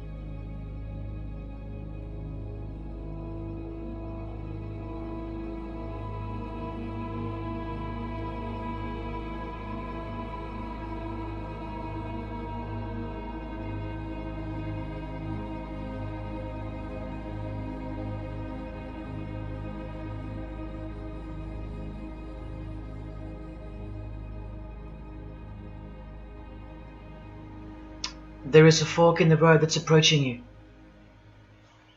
And you can stay on the path which curves to the left by denying the existence of Satanism in the fullness that you've been shown. Or you can surrender to the truth and take the right-hand path. Now, where that road could lead is the sweetest risk you'll ever take. Are you still pretending that this one-eye religion of Freemasonry isn't Luciferianism? See, this here is the biggest obstacle you'll ever face. The very thing that could lead you to the prize is the very thing that will keep you from it. The reality of international Satanism. In the shadow of Christianity, Satanism has always been there. With every church that sprung up, so did its invisible enemy, the Satanic Church, growing out of sight and out of mind from this to this. And Christianity has long been deprived of its power, as clearly demonstrable by the absolute lack of preaching against the institution of Freemasonry. Satanism's magic cloak, Satanism's magic trick, that's Freemasonry. And how they are laughing for now. So Freemasons are now at the helm of the power structure of society, which means Satanism rules. And they're making their move for the new order of the ages. Are you that besotted by this evil world that you'll even deny the existence of secret societies? And what about the American president, John Kennedy? Was he just a nutjob like me? Warning us about an international secret society with an international secret plot. A Freemason trying to tell you and the world about Freemasonry. Shot through the head. I've shown you who they are. I've shown you how they successfully operate with degrees of initiations and horrific and illegal oaths of secrecy. And I've shown you why they are a secret society. I've proven it to you. And only now that I've done that, I can show you in this many minutes what the shocking new order that Freemasonry has so cautiously been guiding us toward actually looks like. And of course you won't believe that either. By now there's a 98.5% chance that you belong to the world. And in that case, the world can do, will do, and is doing whatever the hell it wants to with you. And when all you have is the world, you'll do anything to hold on to it. Christian or not, most of you will follow this world straight to the slaughterhouse in the name of peace, safety, and progress. Clinging to it, because all you love is inside it. Blissfully ignoring people like me warning you of who's really in charge of it. Men, women, actors, singers, businessmen, and politicians, all interlocked, whose God is named Lucifer. You've seen it with your own eyes, but now you can hear it with your own ears from this 33-degree Freemason in person, just in case the Masonic literature wasn't enough for you. Okay, define Lucifer for me. Pure, virtuous, wholesome, innocent individual that's out to help people. Lucifer is? Yeah. Say that again. Lucifer is a pure, holy... Virtuous. Virtuous. Now, see the Lucifer that God created? That's the same one. Oh, man, this is great. I'm going to put this on the internet. Oh, God bless you, brother. Because that's exactly what the Shriners and Masons teach, is that Lucifer is light. No. And what about those hospitals? You know what, sir? Jesus said, many will say to me on that day, Lord, Lord, we did not do these good deeds in your name. And you'll say, away from me, you workers of iniquity. I never knew you. Jesus said it? In Matthew chapter 5. You've been bred from childhood to fall for the biggest lie ever told, that Satan doesn't exist. And if Satan doesn't exist, well then neither does Jesus. And while your heroes and idols know full well that they do exist. And when I say you've been bred from childhood, I mean just that. Walter Disney was a high-ranking Freemason. He is a Masonic stamp dedicated to him, and his very exclusive Club 33, which stands for the 33 degrees of Freemasonry. And who's the god of the 33rd degree Freemason, Walt Disney? Or Walter hides the answer in plain sight, because that's what Freemasons do. Firstly, the God of Mr. Disney is wicked. See how they veil evil with a cloak of innocence? What does the word veil itself conceal? Secondly, Walter's God is horny, symbolized by the horned god of the witches. And we all know Walt Disney loves magic, which is witchcraft. So the depictions of sex are hidden in plain sight as well. Remember, lust produces life, not love. So lust is purity, lust is love for the high degree Freemason. And thirdly, he hides the number of his God's name in the open as well. No, that's not a 666 you're seeing interwoven in the design. That would be ridiculous, wouldn't it? Not even when they separate the sixes from the name, all three of them, and place them together for you like this, in plain sight. No, not even then will people see. Do you think things are any better 50 years later? Here's the Eye of Lucifer in the Nickelodeon channel, and his lightning flash. Remember what they actually believe about Satan. From Freemason Helena Blavatsky's book, The Secret Doctrine, meaning the secret belief. Who is Satan? He is the angel who was proud enough to believe himself God, brave enough to buy his independence at the price of eternal suffering and torture, beautiful enough to have adored himself in full divine light, strong enough to still reign in darkness amidst agony.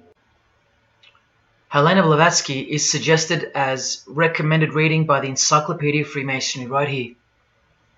And the Grand Pontiff of Universal Freemasonry, speaking of Lucifer, Satan and the Devil on page 407, writes that to the initiate, the devil is the instrument of liberty or free will. That's who Lucifer is to them, okay? To show you how little you know of who you're dealing with and the extent of this religion's influence and power, not to mention their plans, let me jump ahead for a minute. Watch this. This is Lucius Trust. The Lucius Trust is a non-for-profit service organization incorporated in the United States in 1922, and their objective from Lucius Trust website, dedicated to the establishment of a new and better way of life for everyone in the world based on the fulfillment of the divine plan for humanity. The divine plan. A new way of life. Like a new world system. Like a new order. Now you want to see who they work for? The Lucius Trust has consultative status with the Economic and Social Council of the United Nations. The United Nations, the UN. They consult the United Nations of the world. They advise the United Nations of the world. Now look at this. The Lucius Trust's publishing company was founded in the early 1920s as Lucifer Publishing Company. The Lucius Trust says that the name was probably chosen to honor Lucifer. What on earth does a modern day consultant to the most powerful and progressive force engaged in uniting all nations under one banner, the UN, have to do with the fallen angel of the Holy Bible?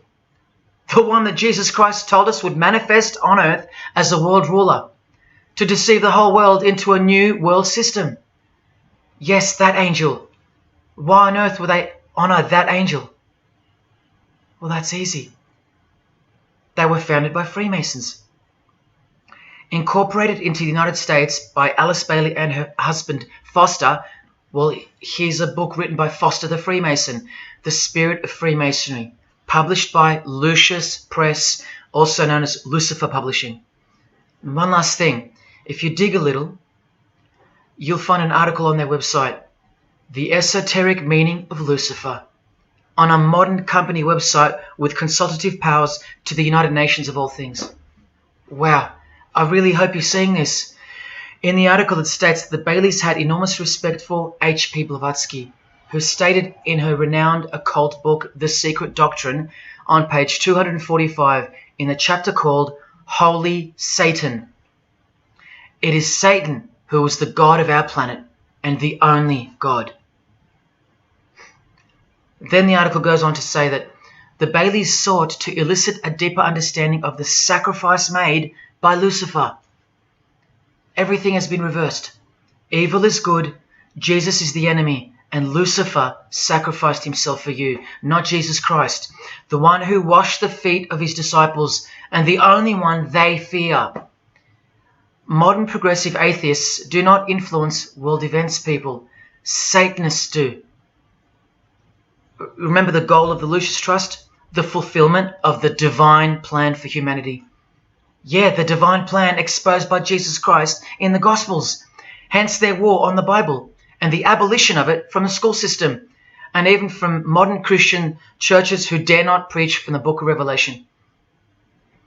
Your most highly evolved and contemporary leaders of society secretly believe that in the theosophical perspective, the descent of these solar angels was not a fall into sin or disgrace, but rather an act of great sacrifice.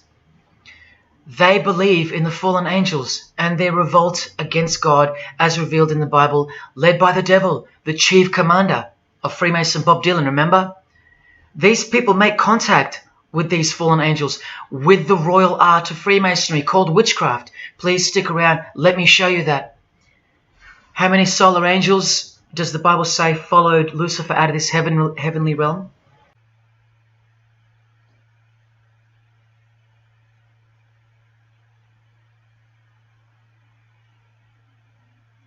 A third of the angels makes 33%. Does that number sound familiar yet? 33 degrees of Freemasonry. Just a coincidence? From the Gospels again, which expose these people every time. Do not let anyone who delights in false humility and the worship of angels, and who has access to some visionary world, beguile you, trick you of your reward. You still don't believe that the false humility of the charitable fraternity of the Freemasons is behind it all? Well, Blavatsky also published a magazine called Lucifer with a woman named Annie Besant. And here's a letter written by Annie herself with the official Masonic letterhead. And here Annie signs off as a 33rd degree Freemason. Printed also in the left-hand corner, Annie Besant, 33rd degree, and a member of the Supreme Council. Undeniable and undisputable. Please don't make me prove it to you over and over. Have you caught a glimpse of who you're dealing with yet? They're all Freemasons, high-ranking. And they're all buffeted by a plethora of Masonic dupes who don't know any of this because they can't decipher the symbols and they don't care to try. They're proud and boastful and defensive of their beloved fraternity, in which they get to rub shoulders with the most important people of their suburbs, cities and towns, and in which they got on their knees to take blood oaths of death, calling other old decrepitated men worshipful master, yet still they think it's innocent and has nothing to hide. Delusional and lost, almost beyond hope. Some of them still think it's a Christian organization, just like the founder of the Satanic Church described. What do you get when you carefully conceal Satanism with Christianity? You get Freemasonry. People, Satanism is at the core of our world, and it is behind the new order that will be implemented soon enough. It will be all done through deception. You'll be tricked. Remember how I told you that the all-seeing eye sees that we're in hell? Well, the massive witch and Freemason Helena says so right here. Satan is the minister of God, Lord of the seven mansions of Hades, the angel of the manifest worlds. Hades means hell, manifest worlds means earth. This is who you're dealing with. This is the religion and the beliefs of the rich, powerful and famous. And yes, politicians. Do you want to go back to sleep? You can sleep after this. Or wait till I show you what they're going to do to you, coming up in this many minutes. For those who simply refuse to believe that Bono or Scott Morrison or Prince can be Luciferians because they all go to church, let me show you another Masonic ritual they do. And this is before Satanism or Luciferianism is revealed to the candidate. And then you tell me if Bono or Scott are capable of secretly believing in Lucifer. It all starts here with the Masonic apron. Different kinds signifying different grades. Have you guessed what it's hiding yet? The genitals. Pretty obvious. Like everything else they hide, once you can see. The genitals are the true working tools of a Mason. Freemasonry is foundationally a sex cult, like Satanism, because it all starts with sex, doesn't it? Life itself starts with sex. So the mystical force of the true God of Freemasonry hides in the hidden part of the human body. That's the Holy of Holies, covered by the Masonic apron, the seat of God, the seat of Lucifer. See here with Satanist King Diamond's artwork? The eye is attached to the horn god, but look at where the eye starts, from the waist down. That's where the apron of a Mason begins. And the one eye of Freemasonry is also the one eye of the penis, where life generates and springs forth. See the openly hidden secret of the Masonic square and compass now? You're looking at the sex act. That's the female in missionary position, and that's the male mounting her. The sex act. And the eye in the middle, with these emanating rays, is the orgasm and the ejaculation of the penis. See life shooting forth.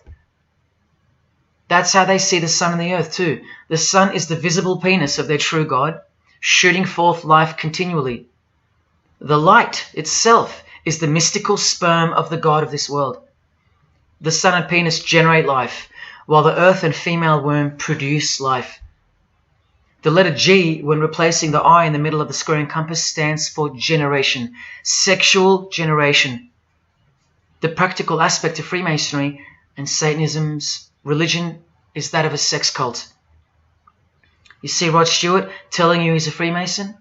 By displaying the hidden hand of Freemasonry, also known as the Master of the Second Veil, and look at his other hand, taking the Masonic apron's place for covering his penis, which is the Holy of Holies, the seat of God for the Mason.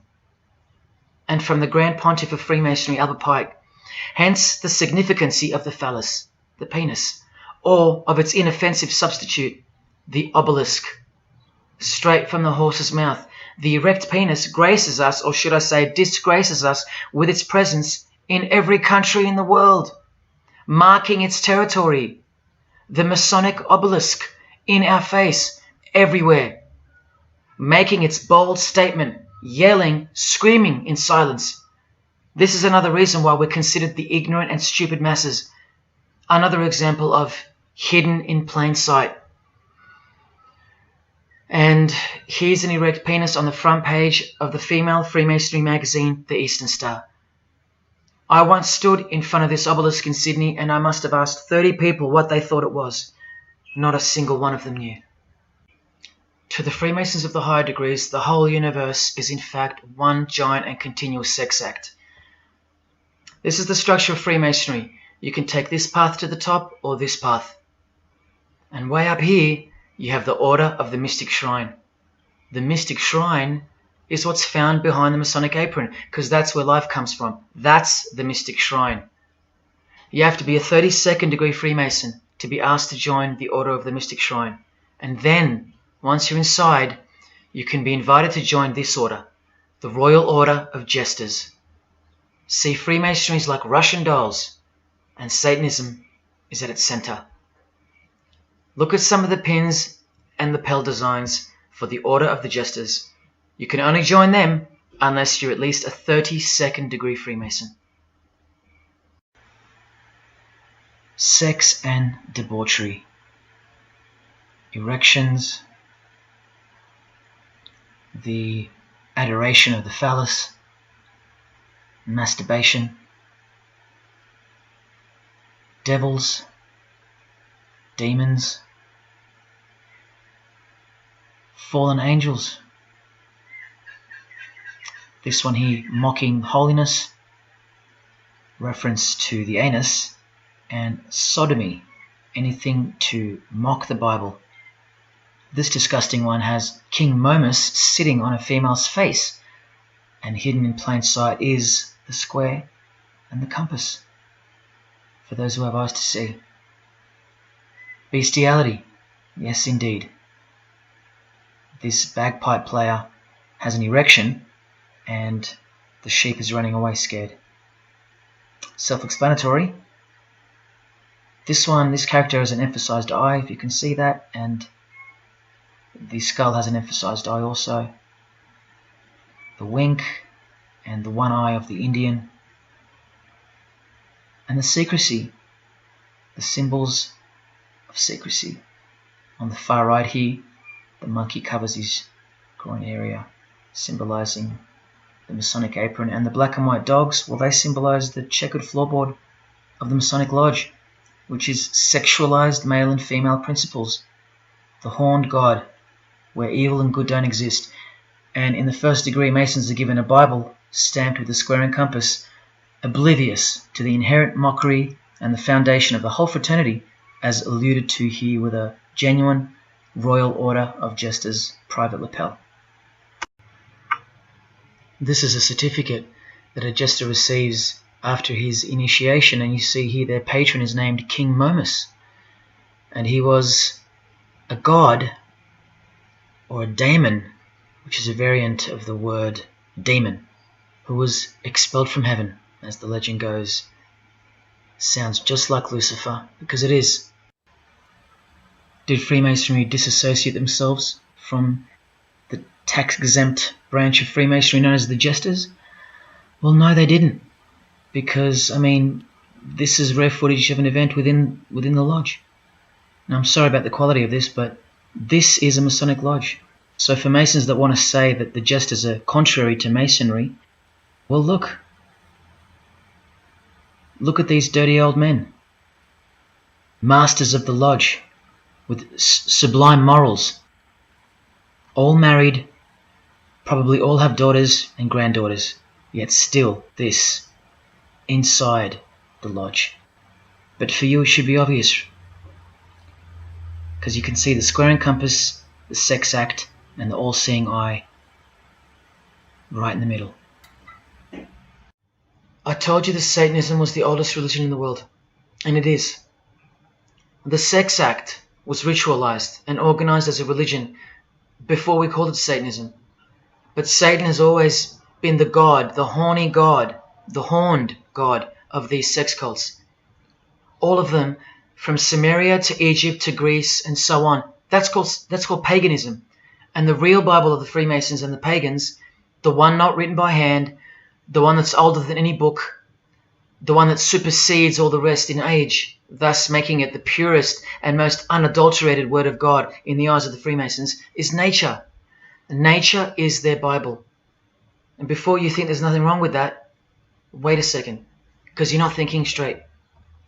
Ask a Mason, whether he be a first degree or a 33rd degree, what is Freemasonry? And the universal go-to answer is this: a peculiar system of morality, veiled in allegory and illustrated by symbols. Now, why would you need to veil your morals? Because in their peculiar system, evil is good and good is evil. That's Satanism 101. A peculiar system of morals. That should tell you something. That should tell you everything. Why would your morals need to be a secret? Because their deeds are in fact evil. Glorifying the laws of nature, where cruelty and self-obsession are virtuous characteristics. That's nature. Nature is as cruel as she is kind. The checkered floorboard, where everything is legal. It's Christianity that lives in reverse. The first shall be last. Love your enemies. The meek shall inherit the earth. These are unholy and unnatural concepts in the eyes of visible nature, the nature of Freemasonry, which is Satanism. What the Freemasons really mean by this morality veiled in allegory is that they're allowed to steal because nature allows it. They're allowed to kill because nature allows it. They're allowed to commit adultery because nature isn't monogamous. They're allowed to lie, indulge in all their God-given senses, especially sexual, because nature encourages it, as long as no one finds out, under oath. Jesus said, narrow is the road that leads to life, and broad is the road that leads to destruction. The Freemason of the century says, no true Mason can be narrow, for his lodge is the divine expression of all broadness. Because broad are the divine laws of nature. While they glorify those laws, Christianity breaks those laws. It becomes supernatural, because only then can you love your enemy. And so it goes that Christianity is despised by Freemasonry, the real Freemasons, because their Bible is nature. And by nature, they know the personality traits of their God, Satan, because he's the God of this world, just as the Freemasons, the enemies of mankind, say that he is. And just like Jesus said he was too. So they believe that Jesus is evil because he denies human nature and burdens us with the knowledge of sin. Observable nature, that's what guides the Masons' ethics and the Masons' morals. That's why they're called Freemasons. Believe you me, because they're free from moral obligations, free from sin, from guilt. They're free from Jesus Christ. These people are introducing this new system of the world, this new age. You're going to miss Christianity when it's gone. Mark my words. Because you have no rights in the eyes of nature, which is the Bible of Freemasonry and Satanism. And soon that will become painfully plain as a fact of life. Now please, I give you fair warning of what's to come in this presentation. It's very disturbing, or at least it should be. But cause to celebrate follows the disgusting things you're about to see.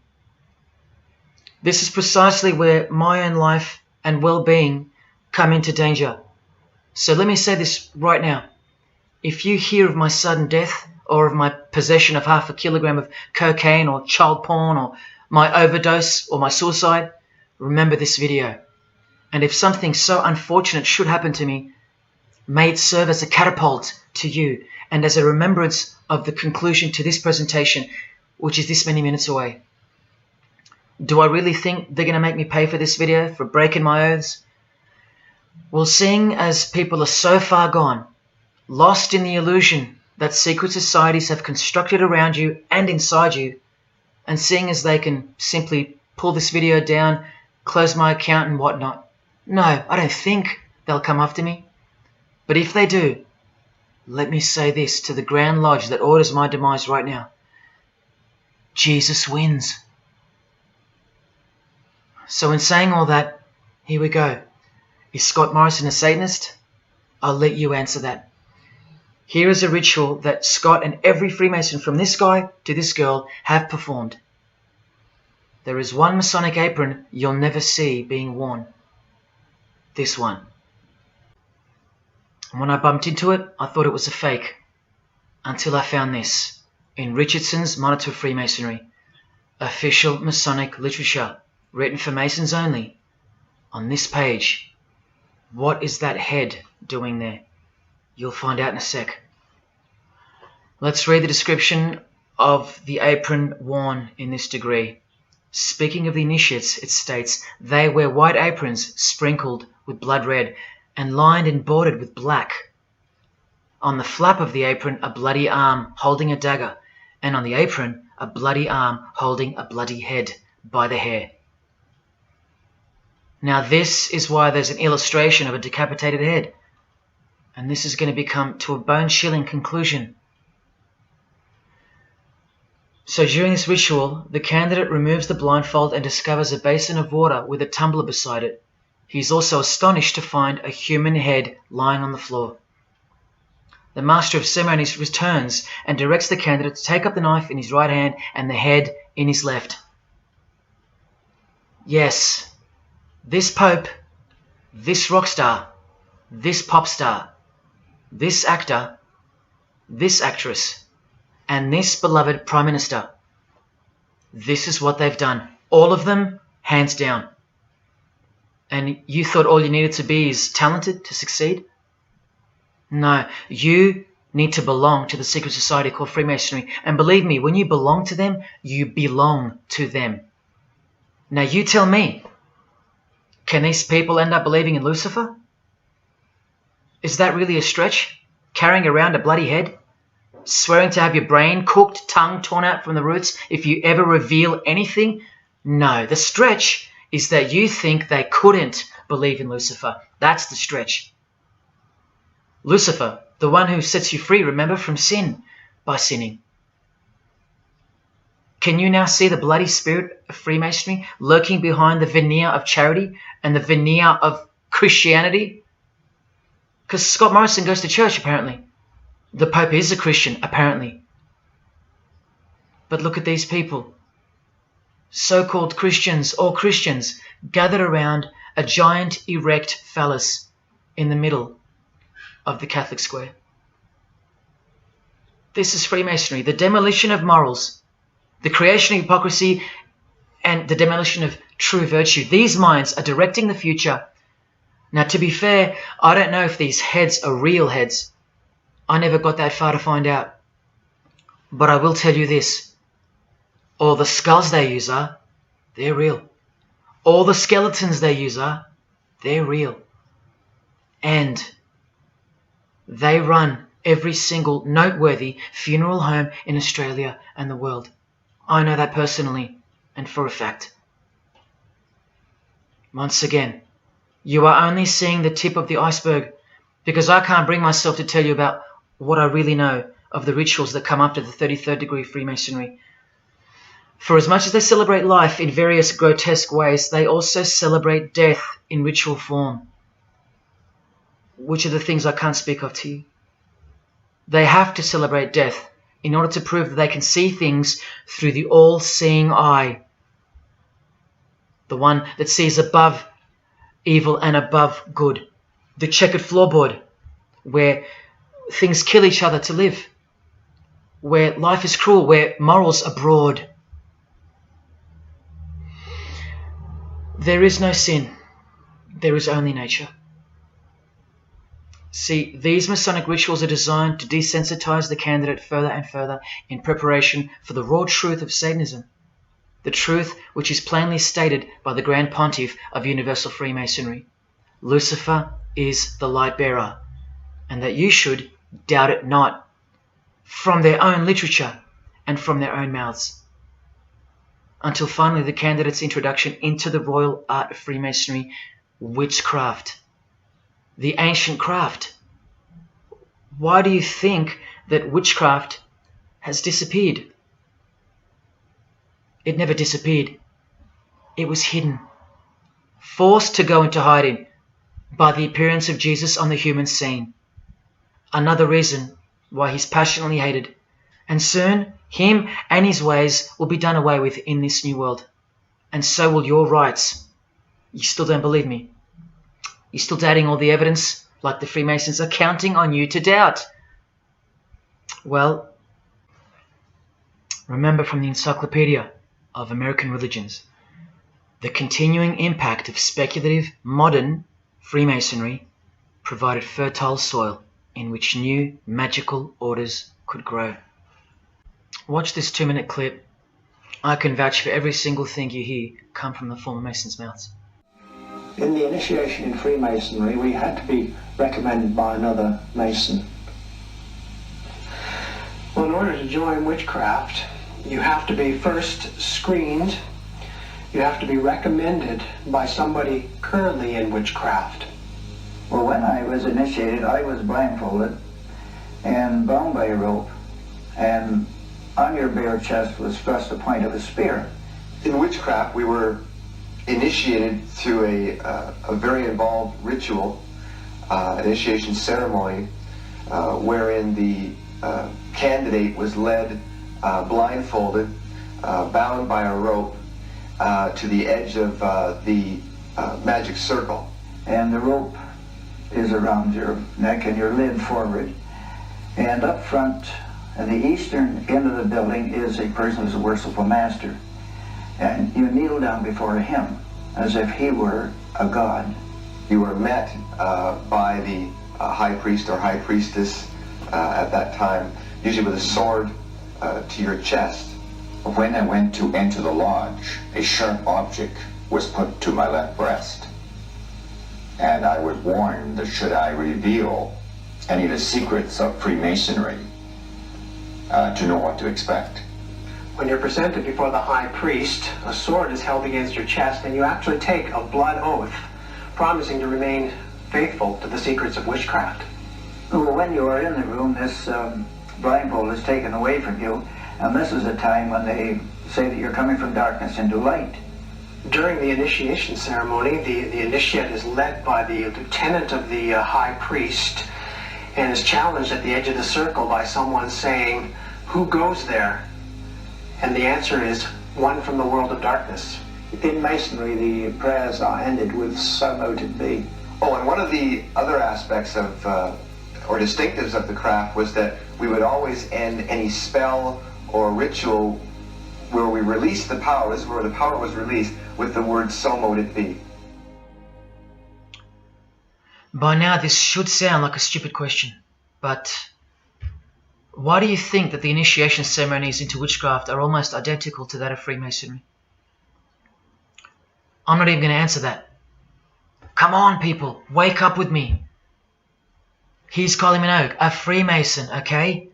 Hidden hand of Freemasonry and the one-eye symbolism of the god of her religion.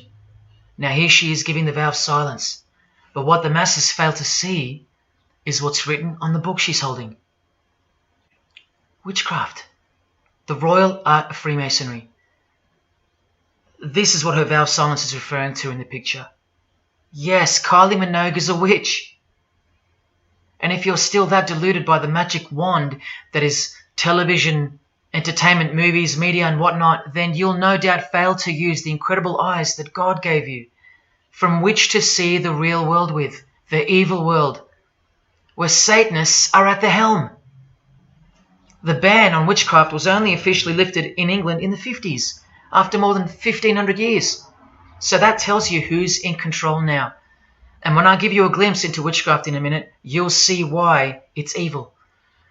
And why it should be anything but legal, even when using it for so-called good, because the well they draw from is poisoned. But thanks to propaganda, the craft of the witch has been absorbed into the realm of fantasy. Justin Timberlake here is also referring to magic in this cover art, with the all-seeing eye looking through the number of their god. Magic. Magic is a much smoother and more acceptable word than witchcraft, that other word. That word still retains its ferociousness, its true character, but that word has been sterilized. That word isn't real to you anymore. You can't feel it for what it really is. Or if you do, your mind has isolated it, confined it to some small groups of unimportance scattered here and there over this diverse world. And so it's nothing to be feared or concerned about. But that's the furthest thing from the truth. Now, some witches want to say that witchcraft isn't Satanism. That's either more delusion or misdirection, as confirmed here by Anton LaVey in the Companion to the Satanic Bible, when speaking of the followers of the Witchcraft Not Satanism school. He writes very accurately that they cannot afford to admit to an affinity with anything that bears the name Satan. He knows where the power of witchcraft comes from. Now, does that mean that Justin Timberlake is a Satanist because of his symbolism and the use of his word alluding to witchcraft in his artwork? Well, yes, actually, that's correct. He is. Here's a quote from one of his songs. You want to see who else is in good company with these famous idols? Suzanne Atkins. Same sign, same religion, Satanism. Do they all have to admit it in the English language for you to believe me? Or can the symbols they use finally be enough for you? Look at what another legendary Freemason, Arthur E. Waite, states.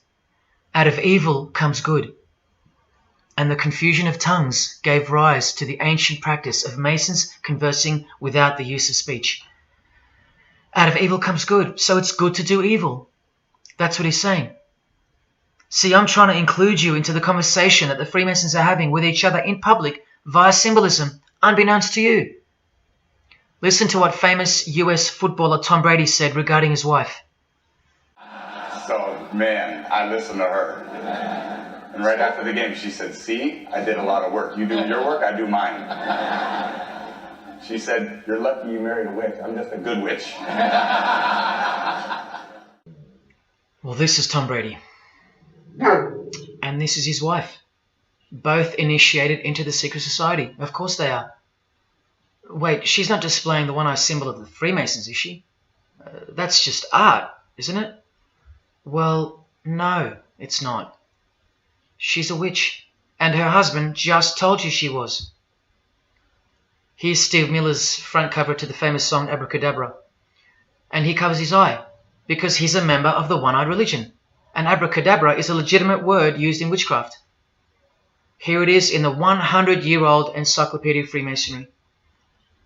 Why would the word abracadabra be in the Encyclopedia of Freemasonry, the fraternity that runs charities, hospitals, nursing homes, and that secretly supply us with popes, presidents, prime ministers, kings and queens, and the bulk of our entertainers? Why?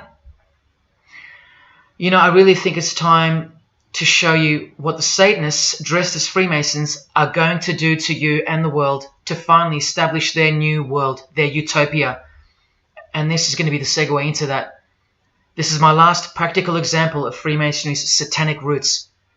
And then I'll close this presentation with the most shocking thing you'll see or hear. You probably won't care, but to the precious few who remain, I will send you off with the greatest and most beautiful shock of all.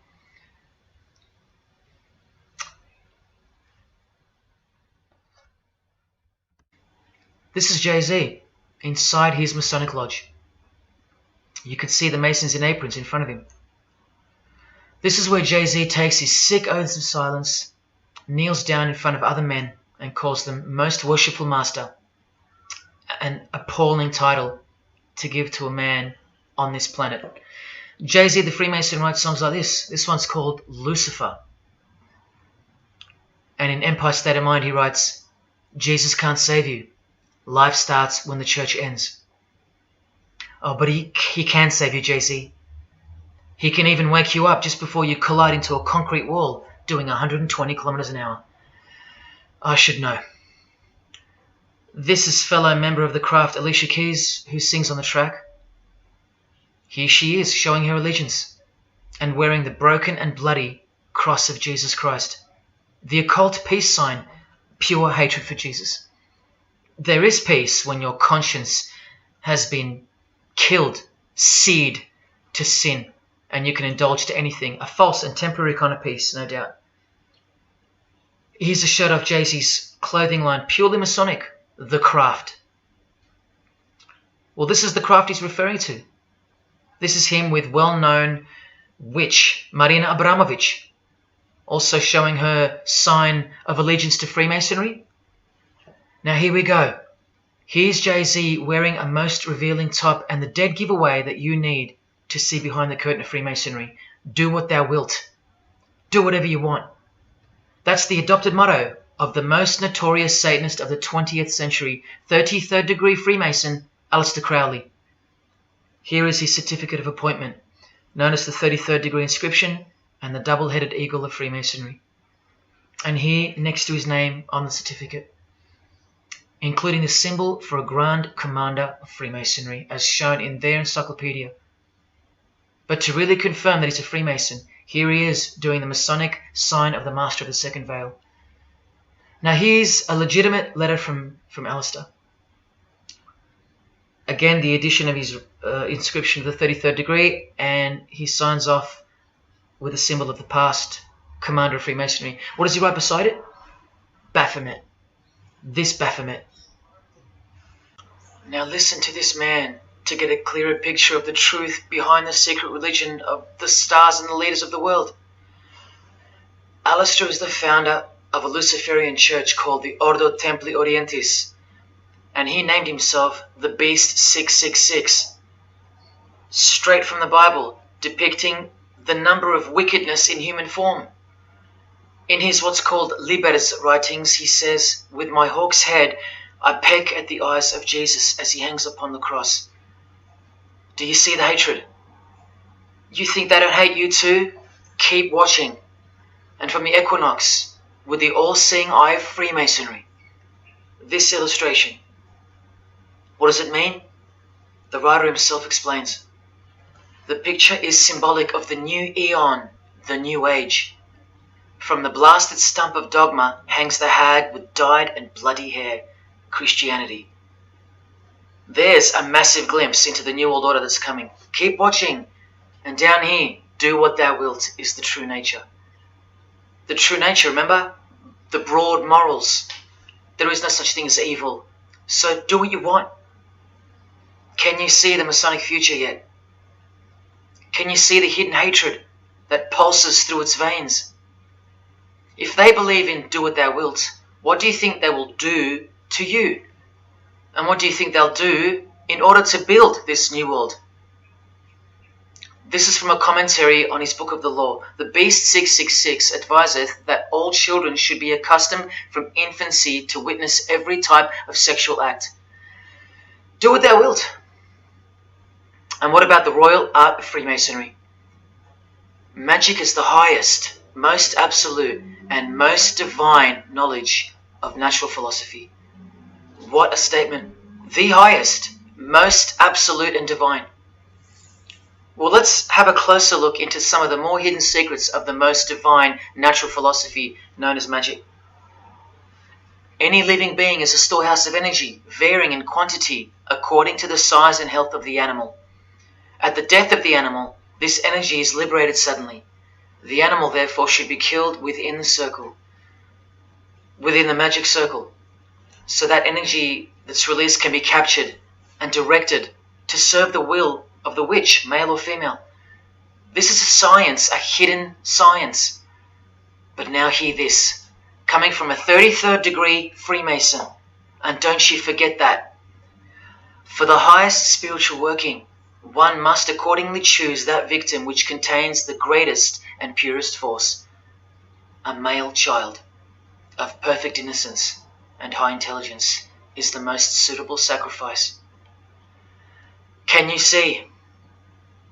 This is who Jay-Z is quoting on his top. This is who this Jonas brother holds in high esteem.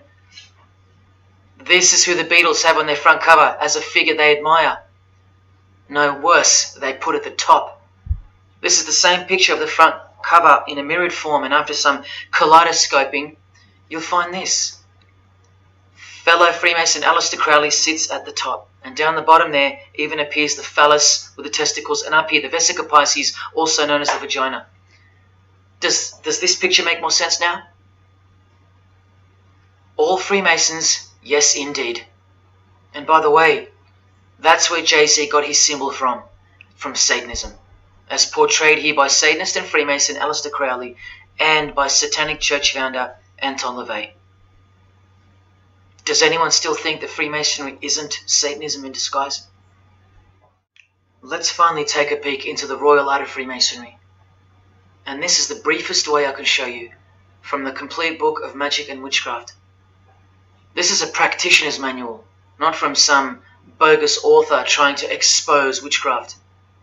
Just so you can get it through your head that this is real and this is protected.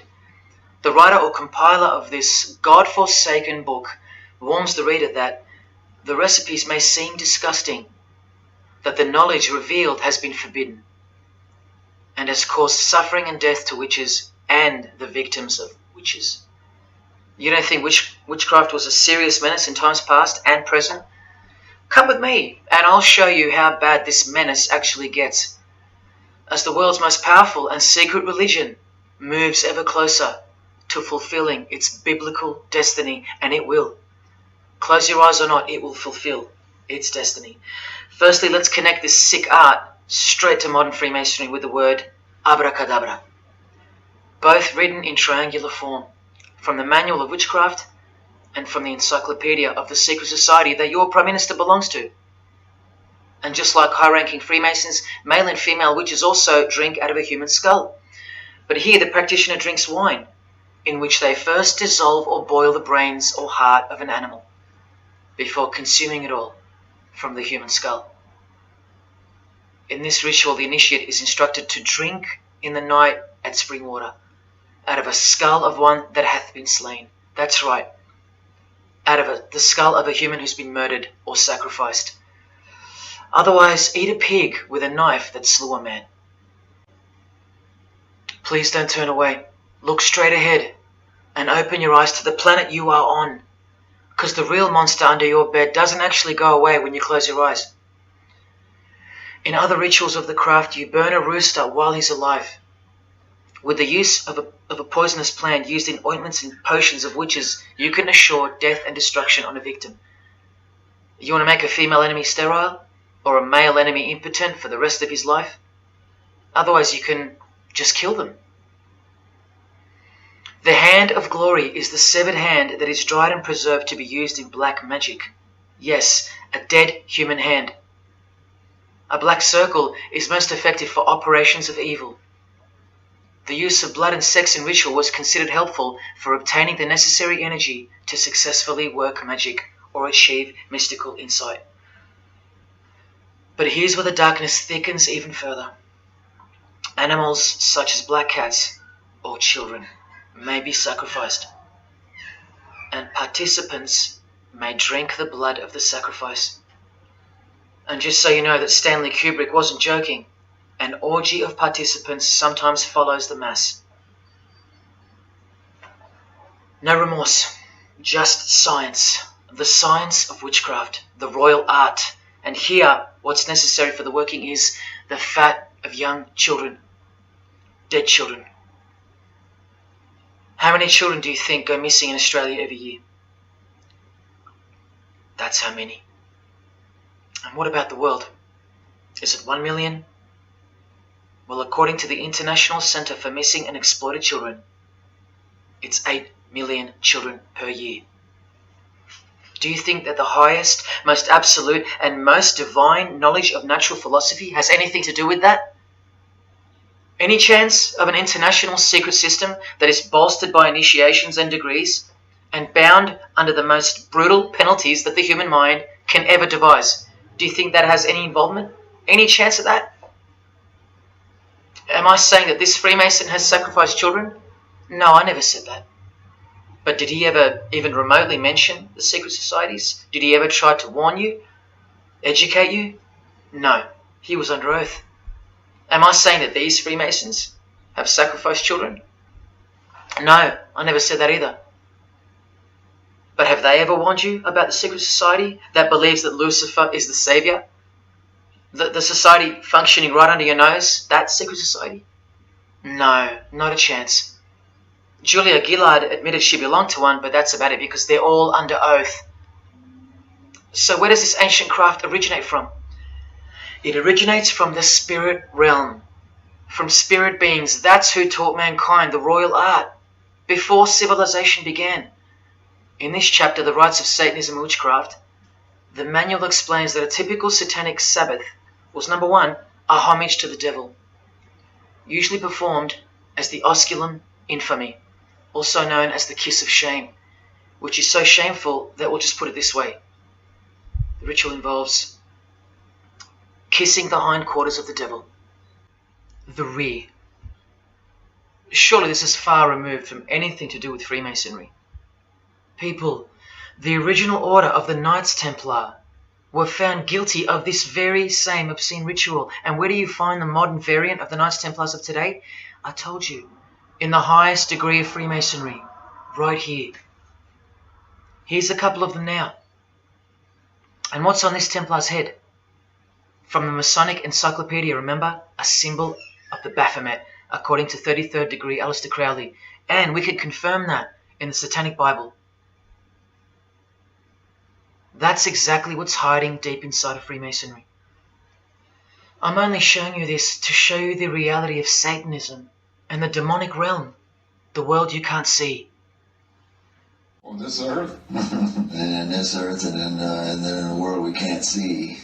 Look here. The hierarchy of demons occupies a more important place in both black and white magic rituals. Both black and white. This is where the power of witchcraft comes from. And this is the reason these bizarre rituals actually function and actually work. Because after the ritual is performed on earth, its effects are carried out to their conclusion in the spirit realm by spiritual beings or demons, actual demons. The reality that is hidden from you. Because if you found out that Satan was real, then that would have to make Jesus Christ real too. And he is the one they hate. And if Jesus Christ is real, that changes everything. And this is how much they hate him. The prayer that Jesus taught his disciples is performed backwards. The high priest is sometimes naked. A prostitute assists him, and a naked virgin, who may later be deflowered, is the altar. Everything that is sacred is defiled, and everything that is filthy is honored as pure. Because of their burning hatred of Jesus Christ, just as he's hated by the fallen angels that they worship. It gets worse when you hear what they use as a substitute for the bread that Jesus broke and told his disciples to eat in remembrance of him. A wafer which initiates me with this, this, and this. Or the name of Satan may be written upon it. And this isn't even witchcraft. This is just a ceremony announcing who they love and who they hate. So is Satan real? It continues to state in the hierarchy of demons at the very top, Satanakia, whose title is the Commander-in-Chief. What did Bob Dylan, the Freemason, call the one he made a bargain with? Should I ask who you made the bargain with? with the chief commander. Same title, Commander-in-Chief, Chief Commander. Are you following? But watch this. In case the darkness is getting a little too thick and encompassing for you, let's shine a little light. The true light that only the Gospels can supply. Speaking to us humans and revealing something about Satan, the Gospels state, you follow the spirit of the age in this world system as dominated by the commander of the spiritual powers of the air. Satan, the god of this world, the commander. You still think the Gospels are wrong or fake? See, Satanists know that the spirits also live in the air, just as the Gospels reveal. You can summon any of these demonic spirits by name if you possess the royal art. Who do you think this figure on the front cover represents? A magician who is inadequately prepared and cannot attain his desires may seek the aid of Satan. That's who this is. Now that you know, hopefully for a fact, that these are people at the top of the human food chain, do you think they'd be fooling around with stupid fairy tales? No, witchcraft and Satanism is absolutely real, hence their earthly power. This demon here, fifth in the pyramid structure, holds the title of Inspector General. And what's the title of the highest degree in Freemasonry, who exists in every local lodge in every suburb, a suburb near you? Inspector General. Same title as the living demon. Do you believe me now? You can even conjure Lucifer himself, or be Beelzebub, who the Gospels call the Prince of the Devils. Both of whom are listed as superior spirits in this book of witchcraft and magic. I can show you so much more from this disgusting book, but I'll cut it off here with the seal of Saturn, a demonic sigil from the complete book of magic and witchcraft. And this is his seal. Can you see? Do you see? This is the society that lives amongst you, above you. The one-eyed religion of Freemasonry, hidden right in front of those who have their eyes wide shut. I'm going to now show you what that world that they are building, from the ashes of the one you're currently living in, looks like. But lastly, to drive this business of blood sacrifice home, here's American rapper Azealia Banks with the 666 hand sign, and now over the all-seeing eye in her video, the eye in the triangle of the Freemasons on her shirt, and the devil's horns, her liberator, her master, her commander. And now displaying the secret society vow of silence. Along with that, the last brief glimpse into the highly concealed royal art of Freemasonry. The amount of crap that's about to come off my floor right now, guys. Oh my God. 3 years worth of brujeria. Yes, you know I gotta scrape all this shit up. And what does brujeria mean? You know what it means. Witchcraft. Azealia Banks, the witch, with her eye in the triangle shirt, and the logo of, for example, the Grand Lodge of Freemasonry in Spain. one and the same symbol. The logo of the Fraternity of the Freemasons and the logo of this Church of Lucifer. The one eye. One and the same symbol. Freemasonry has deceived you. Yes, people, now you know how Satanism has functioned out of sight and out of mind. You still think there's no such thing as witchcraft? Or that it only existed in the olden days? You still think that blood isn't a part of the royal art?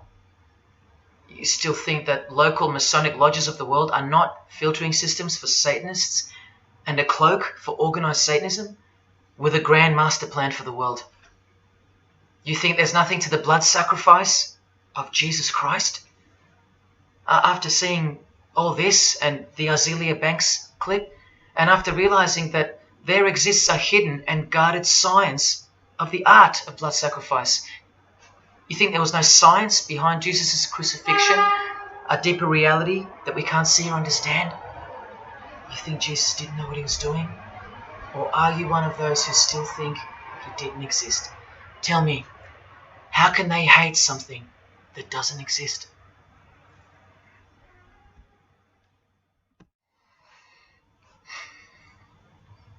If only you could hear from some other Freemasons who have the courage to break their oaths.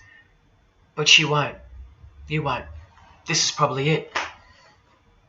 But I once heard from a Freemason, an honest one, in about 2016, after I posted this picture on Facebook. He knew. He knew the truth. Just like you do now, or just like you should. And he wrote to me. And he said, by the time we are done, every church will be a brothel. Well, in case you think that that's impossible, this is a fashion show that was held in a church, a real church, and it was organized by high-ranking Freemasons, who you will see now to be Satanists. Designed to be a heart-wrenching mockery and a colossal sign of the times, this event. Just so you know, it's a Masonic production. Here's the inside of a lodge. See those twin pillars? Well, here they are. See the Masonic checkered floorboard? Well, there it is. See the Masonic square and compass? Well, there it is. And do you see the eye of Freemasonry? Yeah, there they are. The lower square in the square and compass has been disfigured so that as to not make it too obvious. But now that we've established that, here is the spirit of Freemasonry, as displayed through just a few of the models. This one wears the horns of the Baphomet, the horns of Satan, with his all-seeing eye in the background. More horns. This model wears the all-seeing eye, as does this one. And this disgusting thing with another huge all-seeing eye of Lucifer in the background. Then there's this, with a satanic pentagram on her face. And finally, this male model in a skirt with two satanic inverted crosses of Jesus Christ on his top in a church. Oh, the morbid victory of the Freemasons. Unstoppable. For now. When people like Lady Gaga cover one eye while wearing an inverted cross, and you don't see the connection of the one eye symbolism to Satanism, then your observational skills have been compromised. In the span of 2 days, I saw these ads in my local shopping centre. And that alone tells me that the satanic age is here, manifesting all around us, seemingly invisible, while you look straight ahead through the symbols. Just like the initiation process of the secret societies themselves, society at large must be incrementally introduced and seduced into further depravity and self-love. And haven't we been slowly but surely perverted over time, degree by degree, until we think that men dressing as women is beautiful and healthy, anal sex is a form of expressing love, the sick world of pornography is considered as liberating for women and men, and protected by free speech. In California, babies are allowed to be aborted after birth because it's a woman's choice. And that's not considered murder. A world where we should applaud young children like Desmond is amazing, cross-dressing while he dances for gay men at a gay bar on a podium because he's paving the way for the kids of the future. And we should get shamed, fined, and even jailed if we point out that this is sick, sinful, and dare call it evil, which is what it is. What spirit is behind Desmond is amazing? Oh yeah, an evil spirit, no doubt about it. You think Freemasonry and their peculiar morals aren't behind the decline of Christian morality and morality worldwide? It's all by design. The Masonic war on Jesus and the Christian social structure, generally undetected by human perceptions, and still people will write to me and comment on how absurd what I've said is. A cloud over the eyes of their heart. Well, I tell you this, there is no bigger axe that has ever been grinded than the one Freemasonry grinds. Because the appearance of Jesus Christ pretty much destroyed their religion, drove it underground, and they will have their revenge. Soon you're going to see it. We've all been initiated into the lowest levels of materialistic Satanism under the banner of secular humanism. I know blokes who think that life's great, mate. Life's terrific. Life's what you make it. Evil, Lucifer, Satan, these are just words that Christians invented to help them sleep better at night. There are no cults. There are no conspiracies. John F. Kennedy's speech about secret societies plotting against the world, that's not relevant anymore. That's history. There's no such thing as Satanism amongst civilized people. Oh, children, when darkness comes to your door, takes your wife, takes your health, your job, your home, your freedom, your children, then you call out, oh my God, this is evil. Why is this happening to me? Well, here comes the darkness. Here comes the evil. You want to know what the New World Order looks like? You want to know what the future holds? You want to know what horror is coming to our planet? As Jesus told us, for then there will be great distress, unequaled from the beginning of the world until now, and never to be equaled again. Ladies and gentlemen, welcome to the Masonic New World Order. These are the mysterious Georgia Guidestones, also known as the American Stonehenge. They are a set of granite monoliths which were constructed in 1980 and funded by an unknown and anonymous group and commissioned by a man using the pseudonym R.C. Christian. On a ledger beside the monument is written, "Let these be guidestones to an age of reason." Here we have a reference to a new age. With this, we get a clue as to the spirit behind the structure. The Age of Reason happens to be the title of a book by Thomas Paine. Now, you can colour him any which way you want to, but whichever way, one glaring colour shines through. Thomas was a hater of Christianity. That's the second clue to the spirit behind the Georgia Guidestones. The third is the fact that the Guidestones feature as what could be seen as a replacement to the Ten Commandments of the Christian God with the new Ten Commandments of the New Age. Because I will not steal, cheat, lie, kill, and so on. They're just, well, too narrow for the New Age, for the Age of Reason. Clearly designed to be a take on the biblical commandments, being 10 in number. They are all very vague indeed. But anyone can ascertain the horror that must first take place before this New Age can begin by looking at the first guideline. Because this one's not vague at all. Maintain humanity at under 500 million. That's right, a reduction of at least 7 billion human beings would be necessary for that. This thing cost the equivalent of $500,000 US to build, and the street it's located on is named after it, so that tells you how much reach its creators had. Its presence alone is a disgrace and a declaration of execution to most living people alive today. But let's go on to the fourth clue as to the spirit behind these monuments. the monuments outlining the Age of Reason. The name R.C. Christian, the so-called person who commissioned the building of these giant slabs, anyone who's versed in secret societies or is a high-ranking member themselves would instantly recognize the pseudonym as a reference to the secret society known as the Rosicrucians, which is just another secret society branch that exists under the umbrella of Freemasonry, which is an extension of all secret societies of the past and is now the mother of all of them. In this Masonic website, Worshipful Master Win Westcott urges the Freemasons to consider their status as Rosicrucians. The RC stands for Rosenkreuz. Christian Rosenkreuz is the mythical founder of the Rosicrucian order. And as impossible as it is for me to prove that Thomas Paine himself, the writer of Age of Reason, was a Freemason, he did also write this book, The Origin of Freemasonry.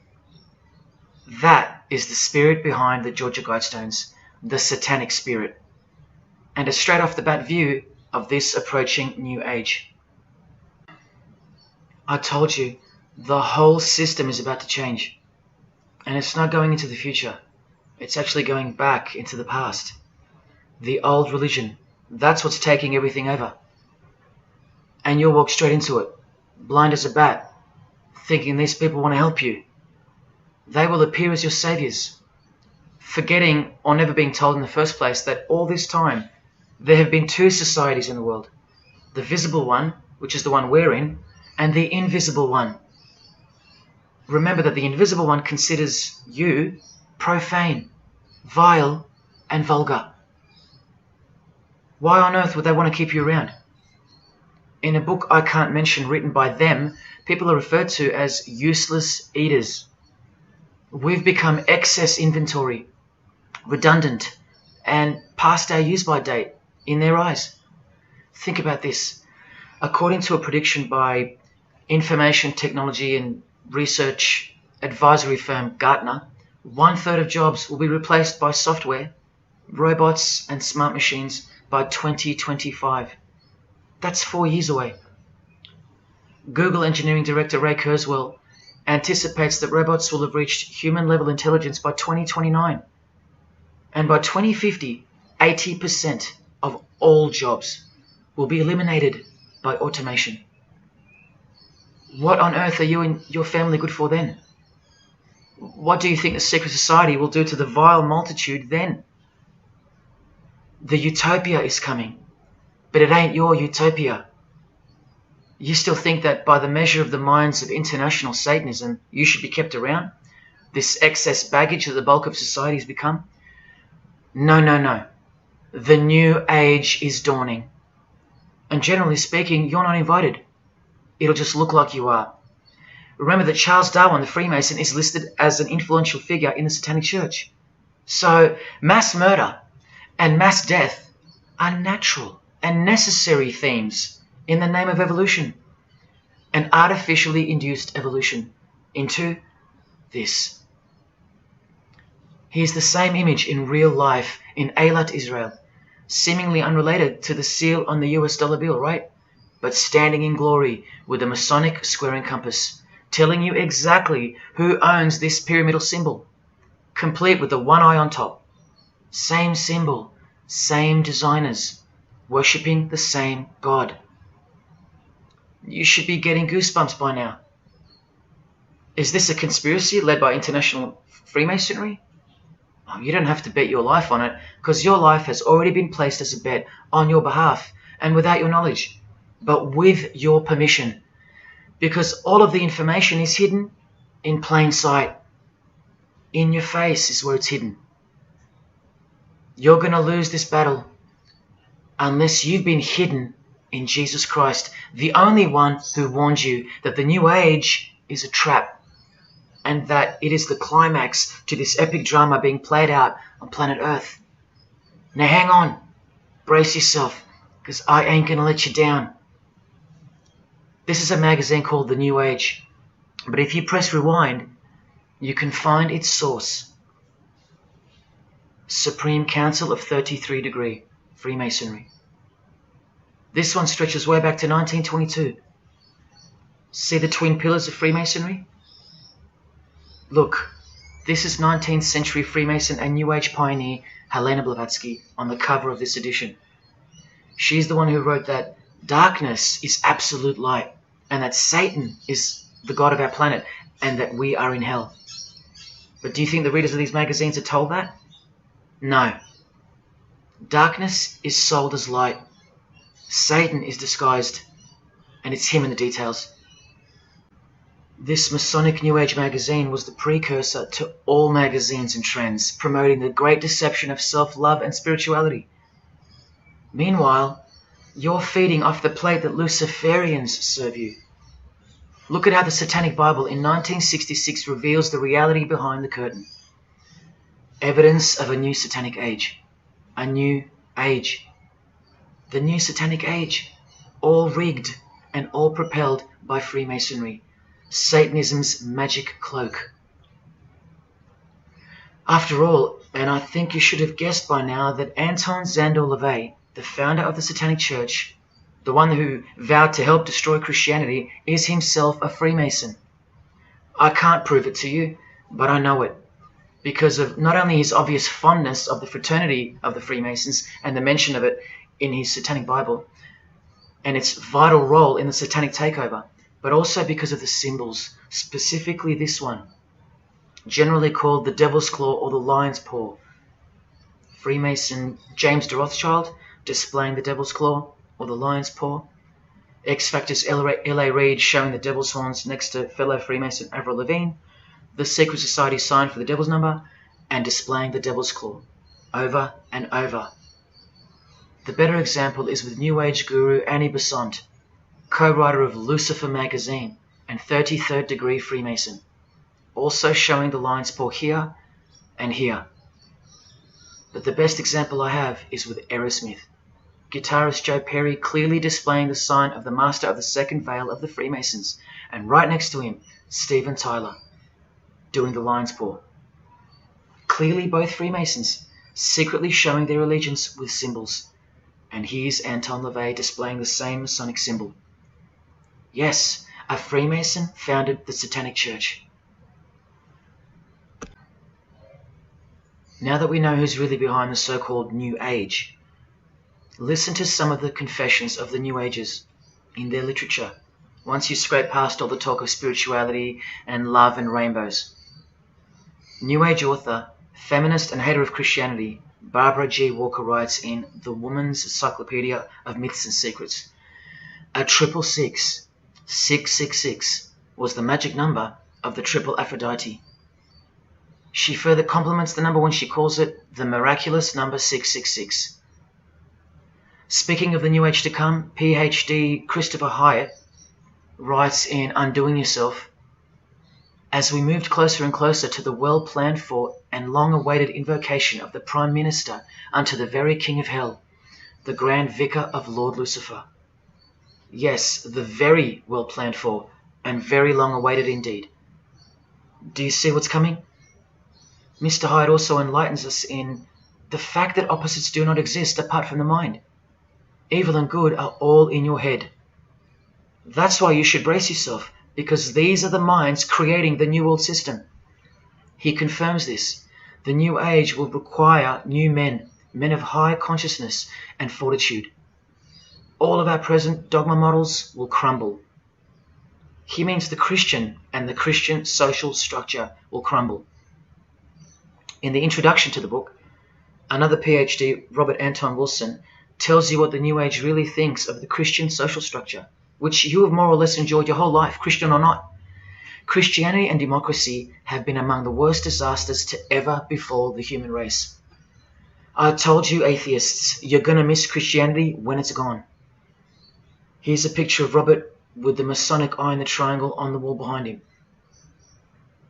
Remember where the term New Age came from.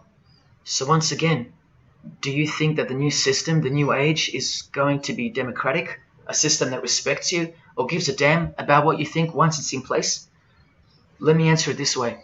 Christopher Hyatt quotes from one of his literary heroes and famed philosopher Friedrich Nietzsche, who said, "What is more harmful than any vice? active sympathy for the ill-constituted and weak Christianity. So to be a Christian and to actively have sympathy for the weak, that's the worst vice. That's backward and evil. So the answer is no. This is what I'm warning you about. And look, Frederick's work has exerted a profound influence on modern history. That's from Wikipedia. You know what else Frederick said? You probably won't find this on Wikipedia. The domestic animal, the herd animal, the sick animal man. That's the Christian. And what book of Friedrich Nietzsche were these quotes pulled from? The Antichrist.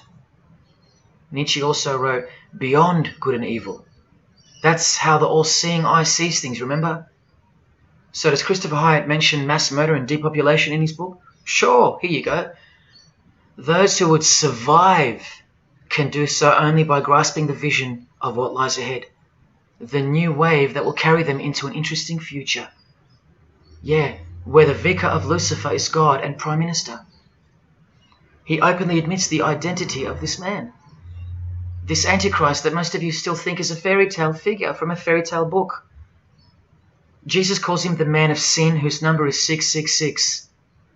The actual Antichrist, beloved of the secret societies. Yes, people, the New Age is satanic, actually and literally. On the front cover of this book, in which Christopher was co-writer, you can clearly see the eye in the triangle of the Freemasons above the Baphomet. Christopher admits in another book that both satanic cults and Christian fundamentalists are closer to seeing the truth than most normal people. Yes, indeed, how true that is. In Coming World Changes, Harriet and Homer Curtis speak of a prophecy they received from a mysterious spirit titled King of the World. Now, I wonder who that could be. Think not that any country in this broad world can escape. And they also speak of the long-expected great teacher, the king of the new one-world government. The victors will remain as the seed of the new race to people the new land, for the new sixth great race. This is the race that Luciferian Lady Gaga referred to. All part of the plan. In Threshold to Tomorrow, New Age author Ruth Montgomery writes on page 206 that only those open to the reality of one world will be around to enjoy it. Sounds like another vague suggestion for mass murder. Vera Elder Stanley's book title implies much the same thing. Initiation of the world. That's right, it's coming. You think Vera hasn't been initiated into the secret one-eyed religion?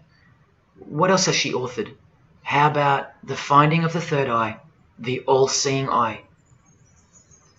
New Age author John Randolph Price writes in The Planetary Commission, in question and answer form, how do you define the Antichrist? The answer is pretty amazing. Any individual or group who denies the divinity of man as exemplified by Jesus Christ, the higher self of each individual, which Jesus Christ never exemplified because he is God. If you deny that mere men and women are divine gods, you are unfit for the glorious New Age kingdom. And you are the definition of Antichrist. In Practical Spirituality, he prepares his readers for a population drop of 2.5 billion people before the New Age era can begin. On page 32 of New Age author Barbara Marx Hubbard's book, Happy Birthday Planet Earth, she states that people will either change or die. That's the choice, she says. Notice the New Age has a new gospel, yet all the while, the world will be neglected of the information in the real Gospels, where it warns and predicts. For if someone comes and preaches another Jesus, not the Jesus whom we preached, or another gospel, you are most beautifully tolerant of them. In the Book of Knowledge, The Keys of Enoch, the writer has a quote-unquote direct experience with two spirits, Enoch and Metatron, and they share with the writer spiritually scientific teachings regarding the new system of things soon to be fully manifest. The reason this work is considered extra special amongst its readers is because it was the first book to point out the alignment between the Great Pyramid and the constellation of Orion. The first book ever. That's basically proof that these spirits, Enoch and Metatron, are the real deal. Not only that, it was also the first book to show the direct relationship between DNA coding and the divine name. That's pretty serious, and the atheists should be really waking up by now, because this is the world's most powerful and secret religion we're talking about, nothing less. The writer was told that those who govern the earth are those who have fallen from the heavens. He calls them the masters, and even states that they were punished with penalties that were assigned to each. These are the fallen angels of the Bible, people. These are the masters of the Masonic New Age, as proven here in one of the illustrations from the book. Same symbology. This worldwide catastrophe that is coming will bring about a complete reorganization of Earth's life system. And like all high-grade initiates of the secret societies, every attempt is made to bring positivity to the number of the Vicar of Lucifer. I was given instruction to use the specific light harmonics 666, 999, and 12, 12, 12. The spirits further inform the writer of the Keys of Enoch that the pattern 666 is used to identify you with respect to the earth's vibration. The number of the beast of the Book of Revelation of Jesus Christ is not only being glorified, it's manifesting in the world. And from another illustration from the book, once again, the same image we see being used over and over with the eye on top of the pyramid. This is the secret religion that encompasses us and has been influencing us for decades upon decades. 2 to 3 centuries, in fact.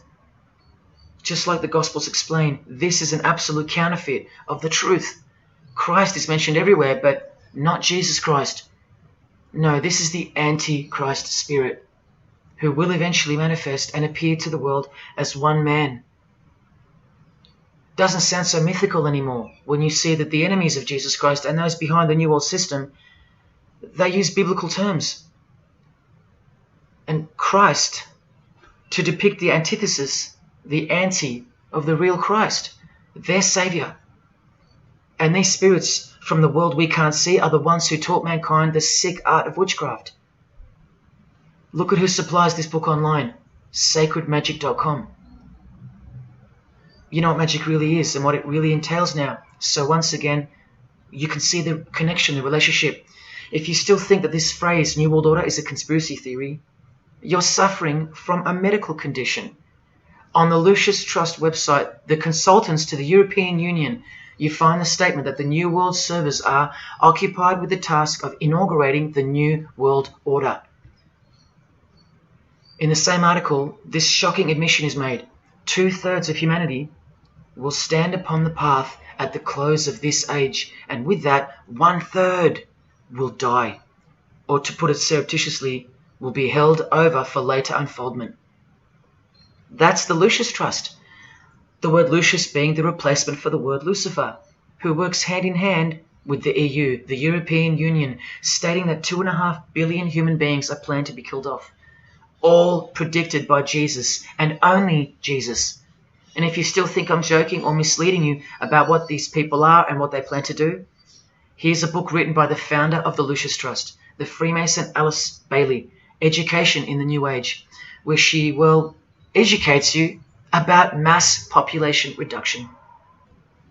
When a form proves inadequate or too diseased or too crippled for the expression of that purpose, it is, from the point of view of the hierarchy, no disaster when that form has to go. Death is not a disaster to be feared. The work of the destroyer is not really cruel or undesirable. Do you see? Did you hear that? Through the all-seeing eye of Lucifer, the destroyer, for the purpose of the new world, death and mass murder isn't evil, it's good.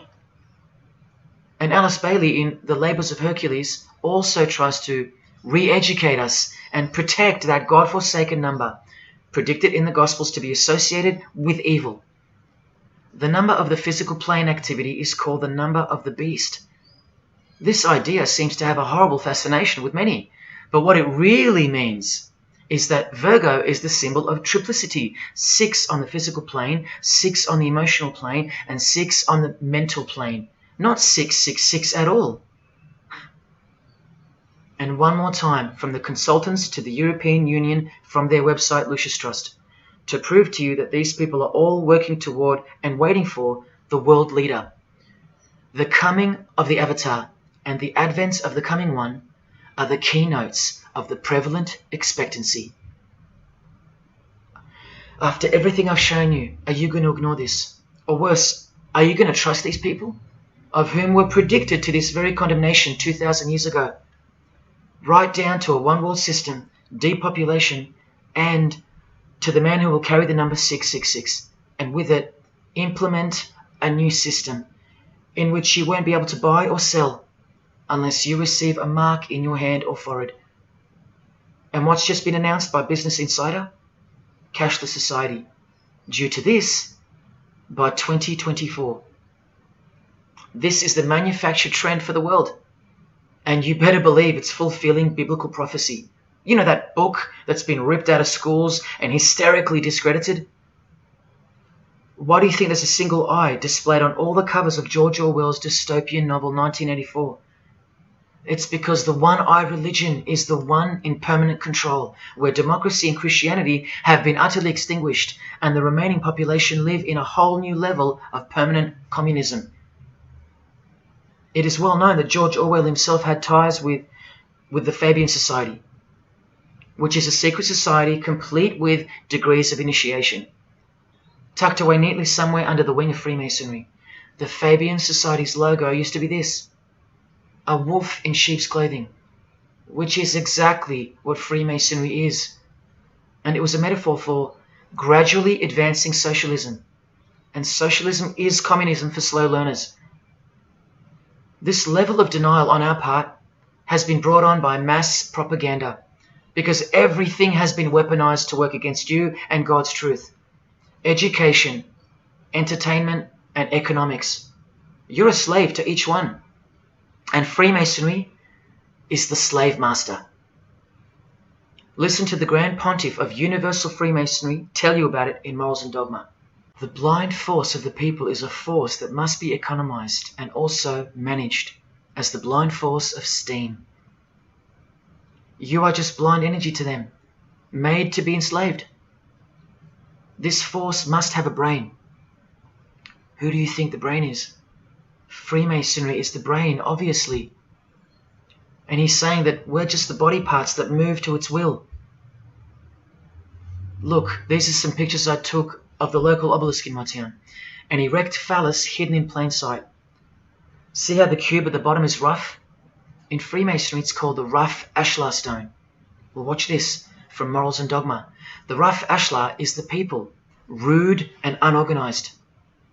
Once again, you can see what this secret society secretly thinks of you. Now see how the stone built on top is smooth? That's called the perfect ashlar. The perfect ashlar is the state, the rulers. Yeah, the one-eye sex cult of Freemasonry, which hides its master, Satanism. Now, where is this brain taking us? Remember, this guy is the general who fought against the United States forces to uphold the institution of slavery. And the Grand Pontiff of Universal Freemasonry, who calls you the vulgar herd and the ignorant multitude, and admits that, yes, unbelievably so, Lucifer is the light bearer. This is the highest authority in Freemasonry, the secret religion of all our leaders and idols. Believe it. Now listen to this. The papacy and rival monarchies, all that will become the heritage of the temple, meaning the temple of Freemasonry. The world will soon come to us for its sovereigns and pontiffs. We shall constitute the equilibrium of the universe and be rulers over the masters of the world. They're gonna own it all. And it's true, the papacy and the monarchy have fallen into their hands. All Freemasons now. This is a 150-year-old book, so you can see how far ahead they plan, while we stay ignorant. How do you suppose that they won't achieve the New World Order? The New World Order of death. Of combined and systematic movement and effort, the great revolution prepared for by the ages will begin to march.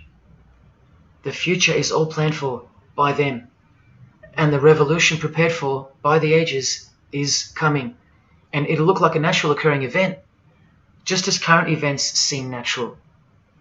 Lastly, from his other book, Legenda, and reading from the ancient and accepted Scottish writer Freemasonry, Albert writes, "And thus the warfare against the powers of evil, meaning Christianity, that crushed the order of the temple in the 1300s, goes steadily on, and freedom marches ever onward toward the conquest of the world."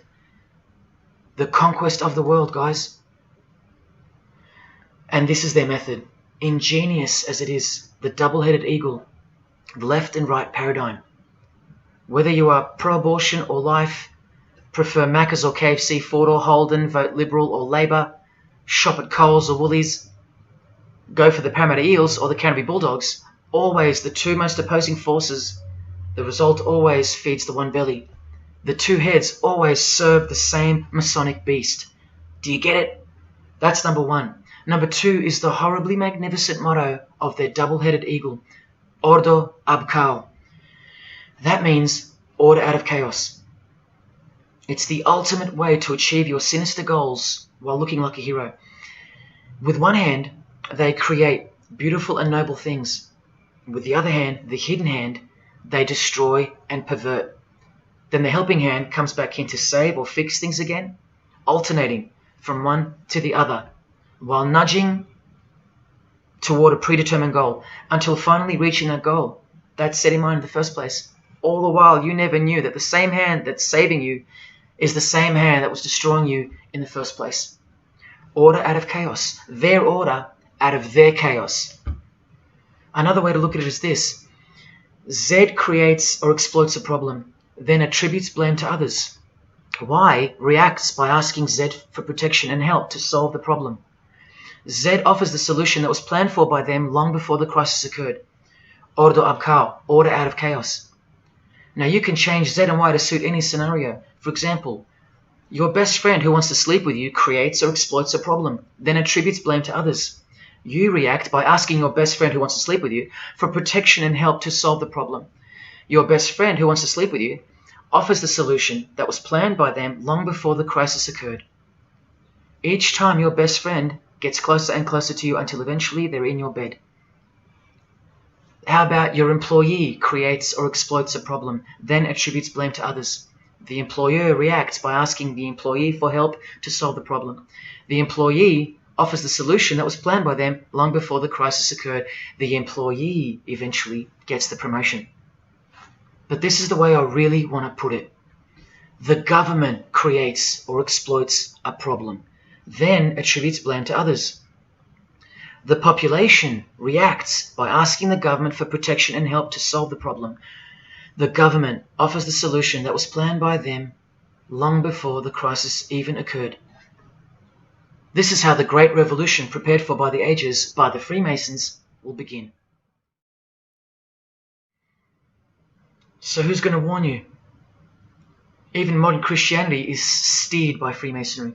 Hillsong won't warn the sheep about Freemasonry and the One World Government. What, the Hillsong senior pastor who wrote these books and lives here? No chance.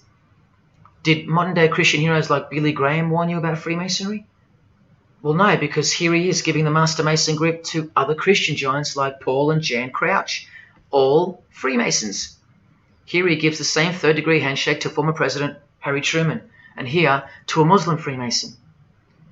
Billy is listed as a Freemason in the 33rd degree Albert Mackey's History of Freemasonry by the publisher on the inside flap. Billy's son, Franklin Graham, also won't ever expose Freemasonry because he's too busy eating at Voodoo Donuts, where they sell these donuts and these pentagram donuts. More Christian heavyweights like John Hagee or Hagee throwing up the devil's horns. He'll never preach against Freemasonry. Neither will all these world-famous pastors throwing up the devil's horns. The very popular Ray Comfort even stated that he wasn't a Freemason. Well, here he is, giving a perfect Masonic handshake with pastoral giant Joyce Meyer.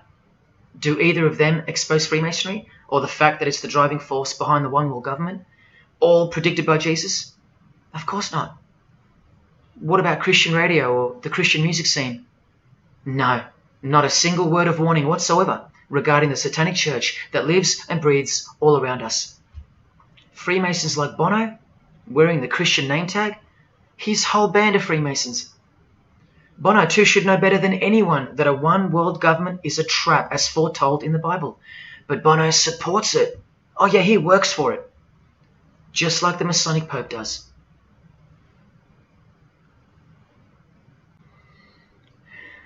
Even if by some freak chance they didn't know any better. No disciple of Jesus can bend their knee to another man in the Masonic Lodge, calling him master and swear to keep secrets. Look what they call each other from the Encyclopedia of Freemasonry.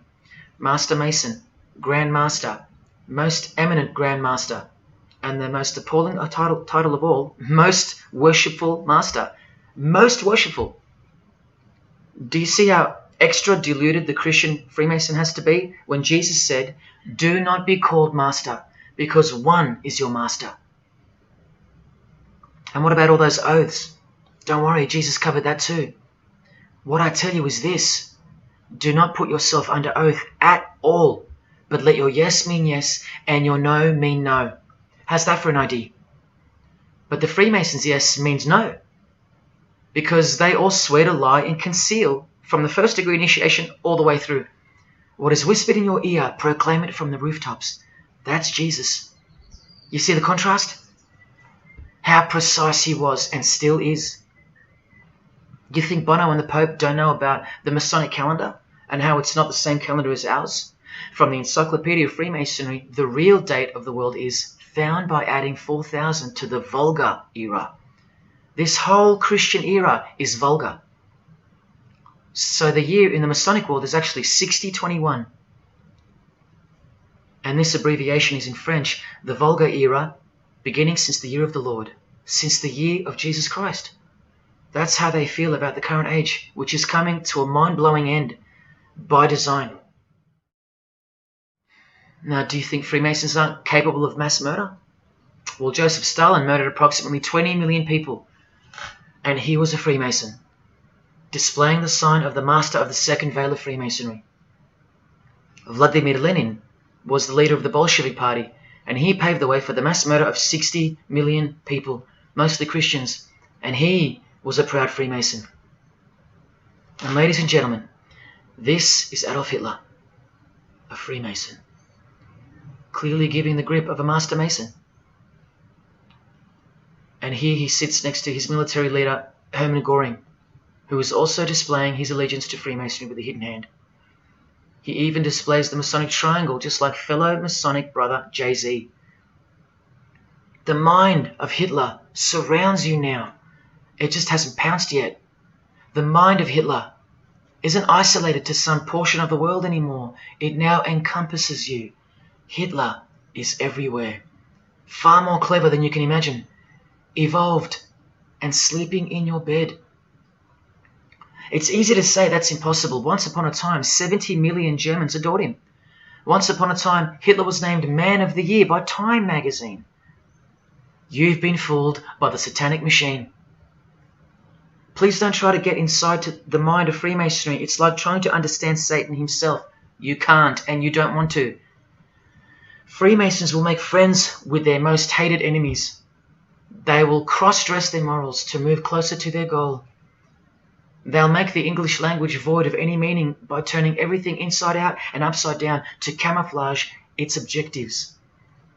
They will simultaneously create charities along with the greatest machines to ever destroy the hearts of men, like pornography. They will sell their souls to gain the world. They are a dichotomy, a paradox, a lie that loves to speak the truth and a truth that loves to lie. They are a snake eating their own tail, consuming what they produce. Freemasonry is hell dressed as heaven, death dressed as life. Its God is an angel of darkness dressed as an angel of light, and 90% of its membership is a shield, lost in its symbolism. Freemasonry has become the ally and the opposition. Who are the biggest voices on so-called climate change in recent years? Which is more order out of chaos? Al Gore, a Freemason, and Greta Thunberg. From a Jesus-hating, secret society family. Freemason and former Russian President Mikhail Gorbachev said this in 1996. Yes, the whole world is under the control of the evil one, like the Gospels say. Freemasonry controls the opposition, with the most popular conspiracy theorists Alex Jones and David Icke both banned, yet both secretly Freemasons, who will lead you in every direction except into the arms of the ultimate power of the Gospels. Every noteworthy religion is comfortably caught in the Masonic net because they all stem from a lie. Here's the Dalai Lama with a bunch of Freemasons. He just loves hanging out with famous people. Here he's throwing up the devil's horns with Freemason Gene Simmons. But there's no way the Dalai Lama can be a Freemason, right? Well, here he is displaying the hidden hand of the Freemasons next to George W. Bush, a fellow brother. That's right, the Dalai Lama is a Freemason, under an oath of silence and sworn to secrecy. Are you going to wake up now? Here he is with his students in his temple. And what's behind him? This symbol. Can you see? The pyramid with the emanating eye on top, symbolized by a sun, which you know now is the phallus of the god of this world, shooting forth his generative light, his mystical sperm that gives life, and whose one eye transcends good and evil, both of which are just illusions of the mind. Understanding this comes by initiations, and yes, tantric initiations are used in Tibetan Buddhism. Gerald York was the Dalai Lama's emissary, his personal representative to the West, and he was personal friends with 33rd degree Freemason and Satanist Aleister Crowley, who wrote 20 essays named Aleister Crowley, The Golden Dawn, and Buddhism. And he also served as a consultant to the movie Lucifer Rising, the Dalai Lama's representative. See how the eye can also be represented by the sun, caught behind the moon in this movie poster. That's just like the Dalai Lama's logo. And here's a scene from the movie with the Masonic square and compass hidden in plain sight. Look at the symbol of Buddhism, and look at the floor inside every Masonic lodge, symbolizing opposites and equilibrium, which creates life, and where evil is not what it seems, it's necessary. Why do you think the New Age author Christopher Hyatt, who writes that the Grand Vicar of Lord Lucifer is soon to be crowned Prime Minister of the world, notes in that same book his appreciation of Nietzsche, the man who states that the Christian is the sick animal man, the Zohar, which is witchcraft, and Buddha. These are the people he appreciates. Why does he lump Buddha into the same basket? I'll tell you why right now. Because in his highest manifestation, the Buddha, seeing the illusionary world through the all-seeing eye, his third eye, would not interrupt a rape if he happened to walk by, so as to stay detached from the karmic cycle. Whereas Jesus, knowing everything and more than the Buddha, would sacrifice himself, because he was born to destroy evil, not transcend it. So tell me, who would you rather have walk by if you were being raped? A transcendental meditator or Jesus Christ? Whatever you think of me, you will have to reconcile the fact that all the leaders of the world, from Scott Morrison to the Dalai Lama, belong to the very same secret society as Adolf Hitler did, Freemasonry. The secret religion no one speaks about, for good reason, and by good I mean very, very evil. What do you think is going on here? I've told you almost exactly what's going on. We're in a lot of trouble, because in the land of the blind, the one-eyed man is king, and Hitler, Stalin, and Lenin combined will be child's play compared to what's just ahead. Now here's a point-blank picture of the future and the reality of their most brutal truth from the 33rd degree Freemason Aleister Crowley's The Book of the Law. We have nothing but the outcast and the unfit. Let them die in their misery. Compassion is the vice of kings. Stamp down the wretched and the weak. This is the law of the strong. Do you see? Can you see the future yet? Now please pay attention from his other book, Magic in Theory and Practice. This is what all the degrees of initiation are for. And this is what it takes for them to create the New World Order. he speaks of the initiation in the true order of the Rosy Cross. Rosy Cross being another name for the order of the Rosicrucians. Remember the guys that built this? Now this is a 33rd degree Freemason speaking. It is extremely desirable that he should have attained an absolute degree of moral emancipation. That is purity of spirit and perfect understanding. I've shown you this over and over. Because the world is full of evil, they mimic the morals of nature, because they are the true morals of the true God of this world. That's purity to them. That's true honesty and perfect understanding. Evil is good. That's the moral emancipation he's speaking of. Now watch this and brace yourself, because this is the future. There is a magical operation of maximum importance, the initiation of a new eon.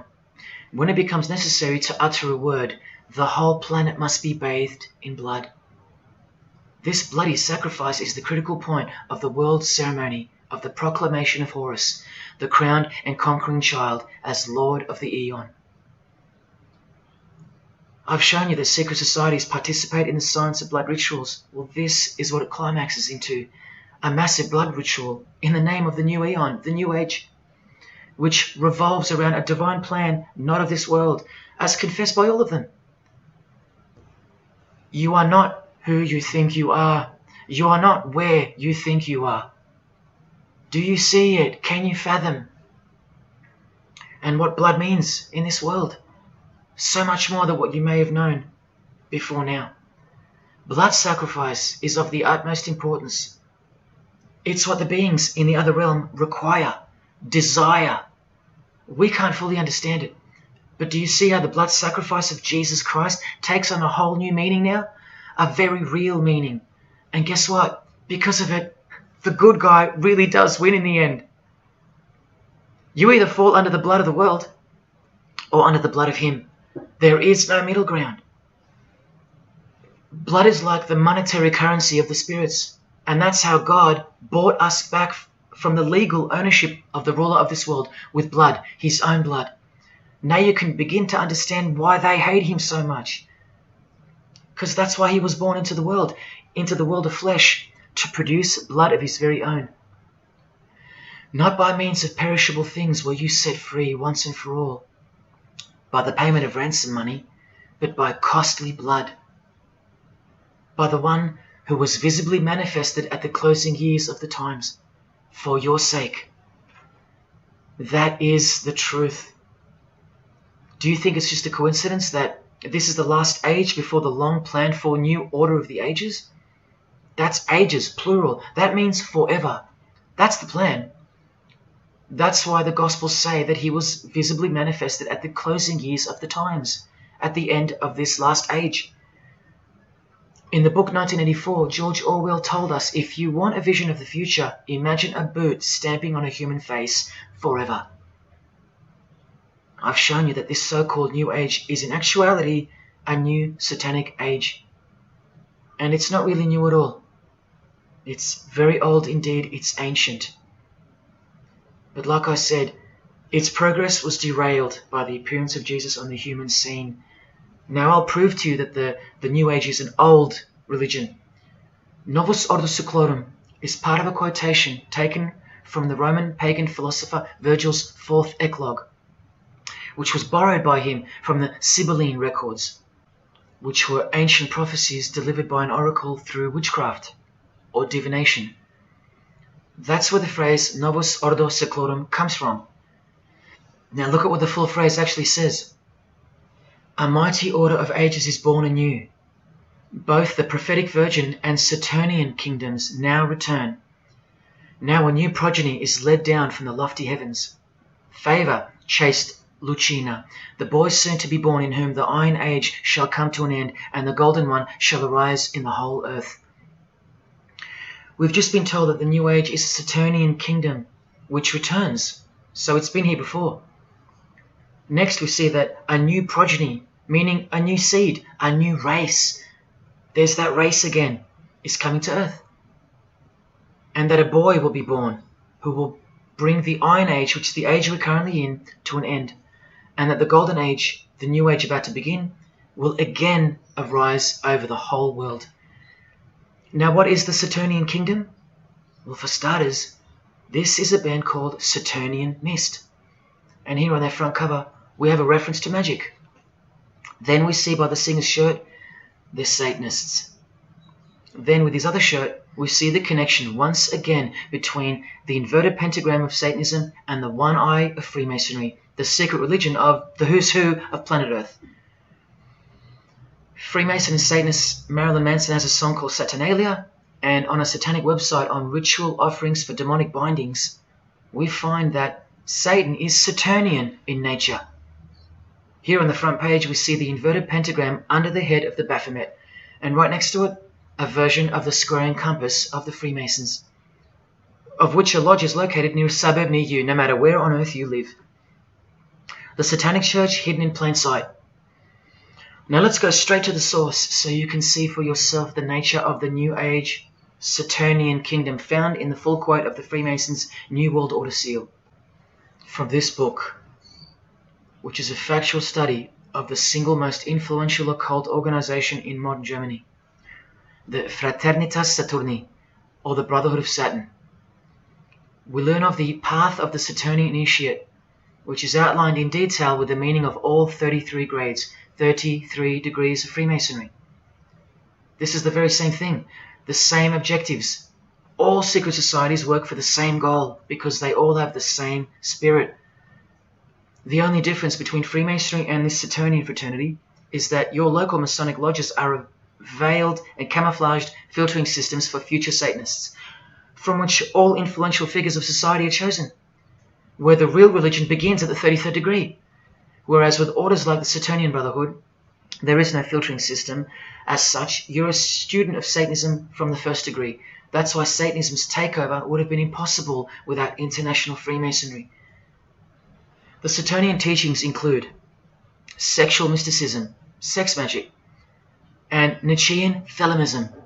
Nietzsche, remember the guy who says that Christians and the mindset to help the weak makes up the sick animal man? The guy who wrote this book and doesn't believe in good and evil. And Thelemism from 33rd degree Freemason, who says that in this book that to initiate the New Age, the whole world must be bathed in blood in a bloody sacrifice before man can accept the law of Thelema. Nietzschean Thelemism. That's what the New Age Saturnian kingdom, from which the Freemasons took this phrase from, actually looks like. This factual study on the Saturnian Brotherhood is filled with references to Lucifer, Satan, magic, sex magic, blood, sacrifice, the number 666 as mentioned by Jesus Christ himself, and of course, Freemasonry. The secret society that all of our politicians and entertainers belong to.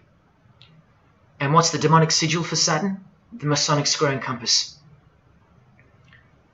Are you going to snap out of it now? When you see a beautiful sunrise and smell the fresh air, or hear a great song, or see a great movie, are you going to forget where you really are? When you hear people using Jesus Christ's holy name as a cuss word, are you going to forget where this phenomenon really came from and why it's taking place? Now that you've seen how actual and bona fide the reality of 666 is from their own mouths and symbols, let me show you where else it's revealed. Do you see these Roman numeral numbers down here? They add up to 1776, the year that America officially became the country we know of today. And also the year of the birth of another secret society, which was absorbed into Freemasonry after it was banned in 1785. But look, the base numbers. M is 1,000, C is 100, and X is 10. All you have to do is subtract the base numbers. 1776 minus 1,000 minus 100 minus 10. Or simply remove the Roman numerals which represent the base numbers. No, I'm not playing tricks on you. Neither are your eyes. But someone else is. Now that you've seen the prevalence and seriousness of this horrid number, now that you've seen what you've seen, I can show you where else it appears. this figure is represented by the numbers. To make this work, they had to remove the number 1 altogether and separate the 2. Of course, we'd be too dumb to pick up on it. But 789 minus 456 is this, multiplied by this lonesome 2. That's right. This dark and mysterious figure is none other than the long-anticipated Antichrist, the ruler of the Saturnian kingdom, which is on its way. And Australia has been steeped up to its neck in secret societies since the early 1900s. World Economic Forum logo, with this slash through the O's, is of course representative of the number of the ruler of the New Age, 666. The barcode is the primitive version of the worldwide system that Jesus predicted would revolve around the number of the beast. And as you can see, the base of every single barcode in all the world is 666. No matter if the lines are on the ends and in the middle are elongated or not. I found that out from the horse's mouth in an interview with the man who was commissioned by IBM to come up with a new way to automate data collection. There are in fact 3 6s in the Google logo, which comes from this occult symbol. Coincidence? And he found in a Masonic lodge the square and compass symbol appears in the middle of a hexagram, which is a symbol used in the royal art of Freemasonry, witchcraft, as shown in this book. Well, among other things, the hexagram itself can be broken down to quite clearly represent 666. This is a Masonic square and compass designed by the Manal Masonic Lodge, symbolizing world unity. Up the top you find the logo of the United Nations. Well, there are 33 segments in the UN logo, symbolizing the 33 degrees of Freemasonry. See this crop circle here with the Masonic eye on top of the pyramid? I know nothing about crop circles and the phenomenon of them, but I know how many rays are coming off the eye. 33. 33 degrees of Freemasonry. Don't forget that the highest authority of Freemasonry already admitted to be the designers of the pyramidal seal in a 1962 edition of their magazine, The New Age. I've shown you how the inverted pentagram makes for the spelling of the word Mason in the same seal. Well, that same pentagram with the elongated top horns appears here in a European Union logo. An inverted satanic pentagram right in front of our eyes. Here's the European Union building architecturally mimicking the Tower of Babel. That was the very same tower that the God of the Bible destroyed thousands of years ago, according to the Bible, when Nimrod, one of the admitted founders of the original craft of Freemasonry, tried to unite the world under one world government. So this logo and this building design is a clear statement to the God who intervened the first attempt at a world government.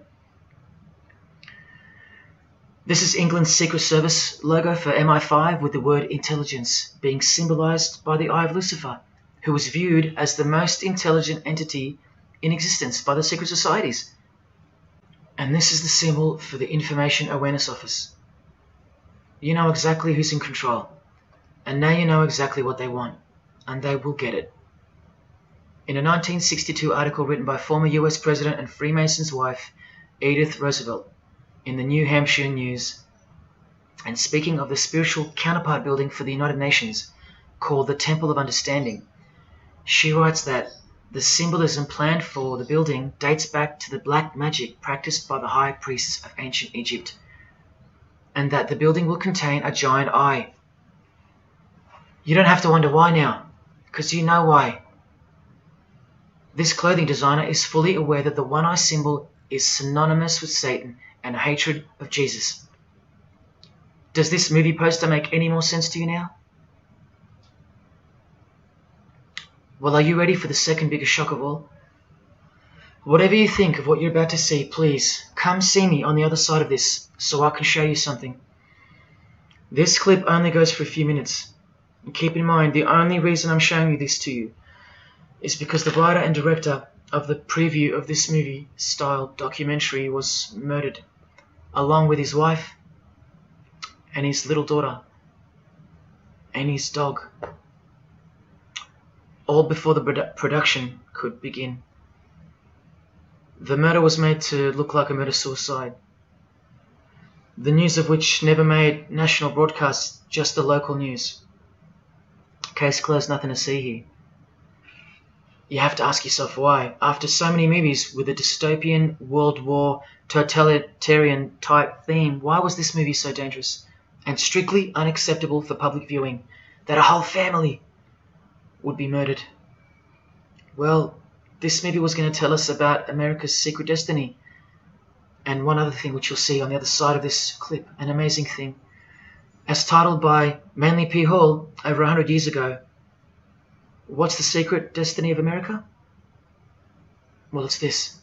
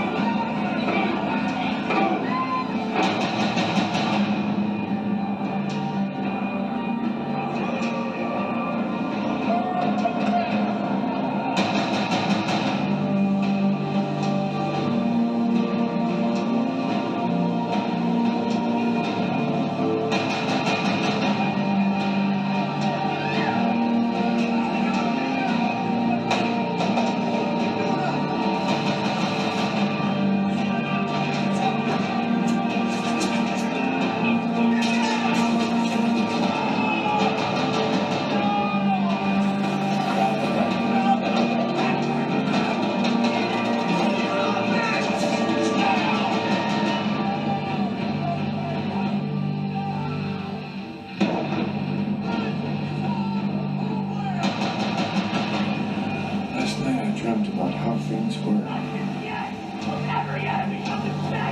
I woke up here.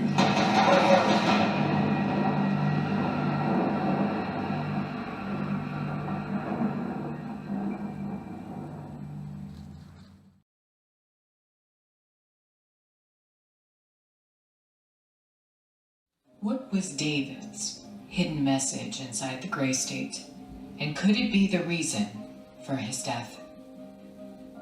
Perhaps the scariest part of Gray State's conceptual trailer is this character here, who appears to be operating a guillotine.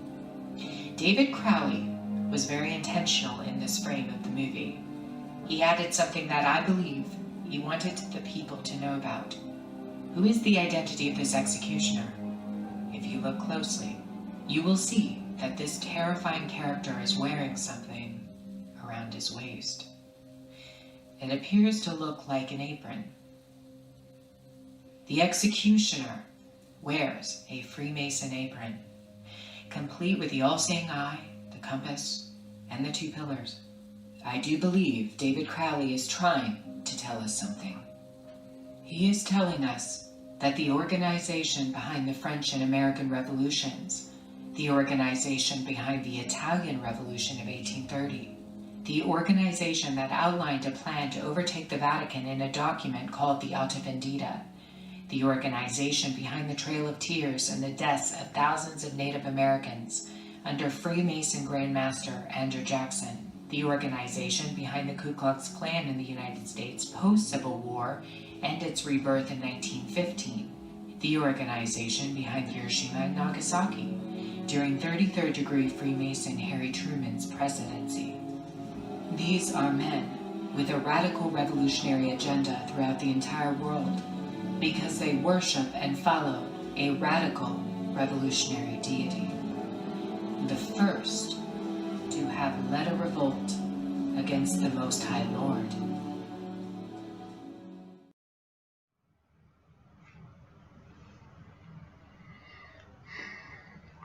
When I was in high school, coming from a completely non-Christian and non-religious family or background, I distinctly remember the first time that I decided that the Bible, or the New Testament, to be more precise, was definitely not true. Made up, fairy tale, whatever. It was one verse, one scripture that to me at the time proved unequivocally that it wasn't written for our time. A prophecy that was impossible to be fulfilled. Here's the verse. And I saw thrones, and they sat upon them, and authority to administer justice was given them. And I saw the souls of those who had been beheaded, because of the testimony they bore of Jesus, and because of the word of God. No way could guillotines be introduced as a form of execution in the 21st century, right? No way. Proof that the Bible was a prehistoric book written for prehistoric people.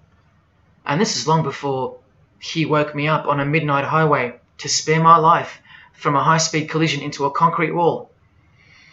Ladies and gentlemen, in 2021, like the smartphone or the smartwatch, this is called the smart guillotine. Built by Chanel. You know, the perfume and clothing and accessories brand for the rich. What on earth does a perfume company have to do with chopping people's heads off? Well, I thought I told you that all of this is just the tip of the iceberg. I wonder who really owns Chanel. Well, here's their logo, and there is an eye in the design. And have you seen their drip design? How odd. Welcome to the real world. You ready? This is from a legislation archive from the Georgia House of Representatives in the 1995-96 sessions. This is Bill HB 1274 on the death penalty, guillotine provisions. How far along are we into enacting these bills worldwide? I don't know. Maybe they've been enacted already.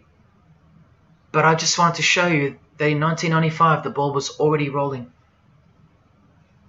Another ball that's rolling are the 7 universal Noahide laws.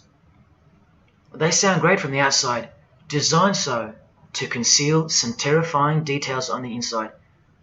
Firstly, they were signed into US law in 1991 by George H.W. Bush on March 26.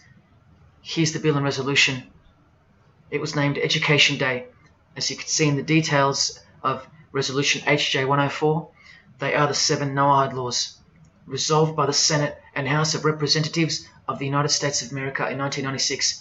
Every single president since H.W. Bush has annually re-signed this resolution. Many world leaders have called for the acknowledgement and observance of the 7 Noahide laws, including the President of the European Union in July 2014 and the Australian Governor-General Michael Jeffrey in 2008. And this will be international law. So what's the problem?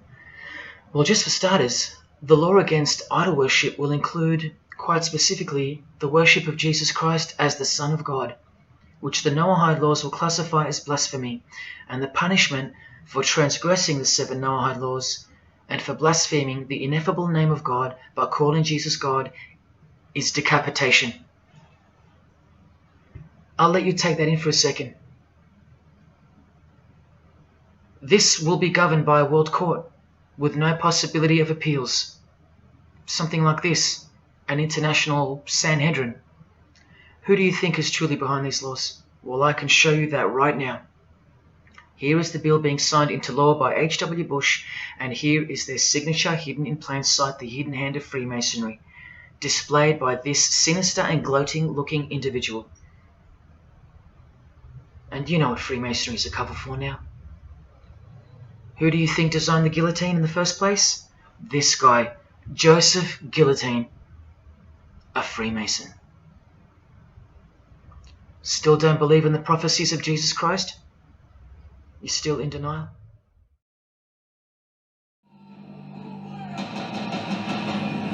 Last night I dreamt about how things were. And I woke up here.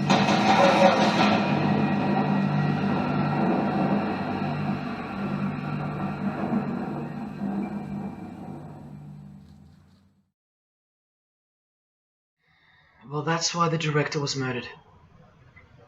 And his wife, daughter, and dog. I think of them often, and sometimes when I need spiritual sobering up, I think of that fateful and evil night where that beautiful Christian family were brutally eliminated. If you think he wasn't onto something, well, he paid the greatest price to share this with you. Prophecy will be fulfilled. Listen to the words that come right after the execution by guillotine scripture in the Gospels.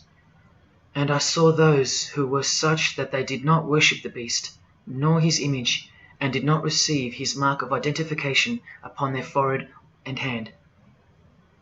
Remember this mark in the video? I'm not saying that the director knew what the mark would be, but based on the symbology, he knew who would be behind it. Look at the triangular symbol of the Freemasons. The Masonic triangle around the eye, and the Brotherhood of Saturn. Now look at the front cover of the book written by New Age author Maurice Nicoll. The mark. Same symbol. Identical to the symbol used by J.K. Rowling, who said its design was inspired by the Freemasons. Who has this tattoo, which represents the Baphomet. Well, Solve Coagula is the process in which they will bring this New World system to life. It's identical to the Masonic motto of order out of chaos. Solve means dissolve or destroy, and coagula means to bring the elements back together into a new and higher form, a new and higher system. Jesus described it as the beast system, and one way or another, we will be marked as a form of identification in order to participate. But first, chaos must ensue. A deep Masonic truth, which is mostly true anyway, is that destruction precedes construction. It's like having to destroy a tree in order to create a table. The same principle applies to creating the New Age. That's why I know that the process which involves the creation of a new system must involve the destruction of this one. Now, this is the last referenced work I'm going to use to show you who will be the head of that system, that one world government. A book by David Spangler, considered as one of the founding fathers of the modern New Age. He also has an intimate relationship with the United Nations, as shown in a 1975 document which was uploaded to the UN archives in 2006. Please pause to confirm that, where you can find his name listed under the Board of Directors for the Planetary Citizens Group. In his book, Reflections on the Christ, David Spangler, remember, one of the founding fathers of the New Age, and a member of the Board of Directors in a United Nations sanctioned program, repeatedly upholds and honors the entity known as Lucifer.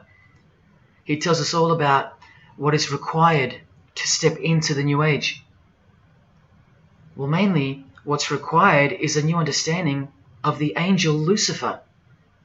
He writes that when this great project of evolution began, man went forth as consciousness to learn his divinity, and Lucifer went with him.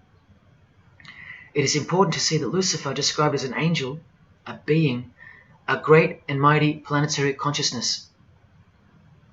He says that, just like in Halloween and trick or treat, if the person offers a treat to Lucifer who knocks on his door, And the person says to Lucifer, "Come in, and I will give to you the treat of my love and understanding, and I will uplift you in the light and presence of the Christ." Christ meaning my outflow. Then Lucifer becomes that being who carries the ultimate treat, the light of wisdom. Lucifer represents experience. Lucifer is literally the angel of experience. The Luciferic element becomes the true revealer of light, the angel of light. The light that reveals to us the path to the Christ comes from Lucifer. The Christ that he refers to obviously is the Antichrist spirit, who will eventually manifest on earth as one man. But for some odd reason on page 60 he feels compelled to clarify that he was only joking once when he said maybe to enter the New Age we all need to take a Luciferic initiation. Well, that's definitely no joke. That's right, Lucifer is the savior of the secret societies.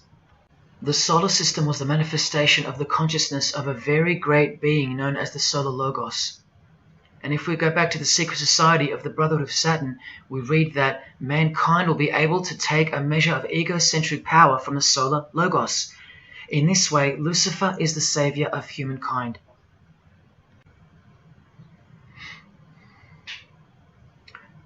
Do you see who you're dealing with? These are the people above you, the rich, powerful, influential, overflowing in all areas of those who are steering society, and they're about to reach their destination. Who showed you? Who told you? Who warned you? Jesus Christ did. Oh, those pesky Christians. In the animation Flushed Away, the villain Toad conspires to genocide all the rats in the sewer world and replace them with a superior species, a new species. No one is aware except for this one rat who's briefly seen in the beginning. He's a Christian rat, a nut job, carrying around a plaque, as some real-life Christians used to, warning everyone of the impending doom that is upon them. What's the twist that's hidden in plain sight for no one to see? Well, the villain Toad, planning the New Age, wears the ring of a Freemason. This ring. And he wears it exactly on the finger that a Master Mason should. It is worn on the third finger of the right hand. There is one who predicted it all, and they know that. That's why he's been so thoroughly discredited, or so it seems. Yes, the nutjob Christian was right all along. Remember one last thing before I close. From Masonic New Age author Christopher Hyatt, who spoke of the well-planned-for and long-awaited invocation of the Prime Minister of the world, when he wrote in his book, "A massive truth that I wish with all my being that you would grasp. Both satanic cults and Christian fundamentalists are closer to seeing the truth than most normal people. The world has always been at war, a spiritual war from the beginning. And if you don't know it, then you're losing the battle. The gospel tells us so accurately that the enemy we wrestle against is not made of flesh and blood, but it is made of spiritual forces of evil in heavenly realms. That's where the real war is being waged, in the spirit. And now that we know what secret societies are and what they've tapped into, we can rest assured that that statement from the Gospels is true. That's why the common denominator between all of the secret societies is the anti-Christian sentiment. You need to ask yourself why. Why the negative obsession with Christianity? It's not as if Christians run the game. Freemasons have banned Bibles from schools. They teach evolution as a fact. Pornography is thriving. There are no Christian protesters left. Homosexuality is rampant and protected, and Christianity is buckled. Which church preaches against Freemasonry? Which church is telling you about Satan and his hidden church, which has permeated every vein of society? So why do they hate Jesus if they're at the top of their game? Because Jesus Christ is real, that's why. And he left us prophecy that they can't escape. See, the more they win, the more they fall into the hands of the prophecies of Jesus and his Gospels. What a blessing for you, those who would grasp this as truth. What good news for you, and what a terrifying conundrum for them. If you've come this far, and you still don't care, or still unwilling to trust, then you deserve what's coming, as a law of nature. because you've been warned of all of it. The one world government clearly on its way. Cashless society, inevitable. The mark that each person will receive, without which you won't be able to buy or sell or participate in this world. And the manifestation of the name, the number of the name of the one who will implement this system. 666. All of it is coming to pass. Inescapable we are from him. Everything and everyone will fall back into his hands, where he will finally separate the goats from the sheep.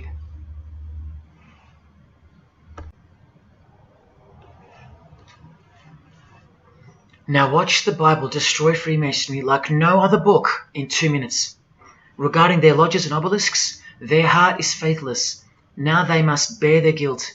The Lord will break down their altars and destroy their sacred obelisks. And speaking of the bloodline that gave birth to Jesus, God says, "You shall not set up for yourselves a sacred pillar, which the Lord God hates." See what you're up against, Freemasonry? While Freemasonry meets and speaks in darkness and secret, Jesus said, "I have spoken openly for all the world to hear, and in secret I've said nothing." Freemasons are known as builders. Well, the stone which the builders rejected has become the cornerstone. Everyone who falls on that stone will be dashed to pieces. Anyone on whom it falls will be crushed. Every Masonic lodge is built so that all the members face the east. Who are these men with their backs toward the temple, facing the east and worshipping the sun? It is detestable. Freemasonry does evil in secret with their hidden hand, but they blow a trumpet over the hand that does good. But Jesus says, "When you give to the needy, do not let your left hand know what your right is doing. Your good deed must be in secret, and your Father who sees what is done in secret will reward you." You can't become a Mason if you're broke, blind, maimed, or have a criminal record. Jesus said, "But when you give a banquet, invite the poor, the crippled, the lame, the blind." Freemasonry takes pride in its secret rituals and is hungry to rule the world. The Gospels say that their destiny is destruction. They make appetite their God. They take pride in what should bring shame. Their minds are set on earthly things. Freemasonry believes that the light is but darkness visible. The Bible says, "Woe to those who call evil good and good evil, who put darkness for light." And Jesus further said, "If therefore the light which is in you be darkness, how great a darkness that would be." Freemasons spend their whole lives taking gruesome oaths of secrecy. Jesus said, "But above all things, my brethren, stop the practice of putting yourselves under oath." Freemasonry is built upon a hierarchical system, a pyramidal system. Jesus said, "For everyone who exalts themselves will be humbled, and whoever humbles themselves will be exalted." We could go on and on, but we're going to end on this one. Exclusively written for the practices in the lodge room of political Freemasonry. A troublemaker and a villain, who goes about with a corrupt mouth, who winks with his eye, signals with his feet, and teaches with his fingers, who plots evil with deceit in his heart. He always stirs up conflict. Therefore, the disaster will overtake him. He will suddenly be destroyed. That is Freemasonry through and through. And apart from the man in the mirror, prior to your baptism of the Holy Spirit, Freemasonry is the villain. They do go about with a corrupt mouth as they are sworn to secrecy. They do proverbially wink with the eye, making the one eye. They most certainly signal with their feet and teach with their hands and fingers. In the lodge, I can vouch. And they do plot evil, stir up conflict, in order to further their goal of the New Age and the New World Order, the greatest conflict being up ahead. But thank God Almighty above, the verse also tells us that disaster will overtake them, and they will be destroyed. One frightful and glorious day, you can count on that. Because the only thing you can count on in this world, more than death, more than taxes, is the Son of God.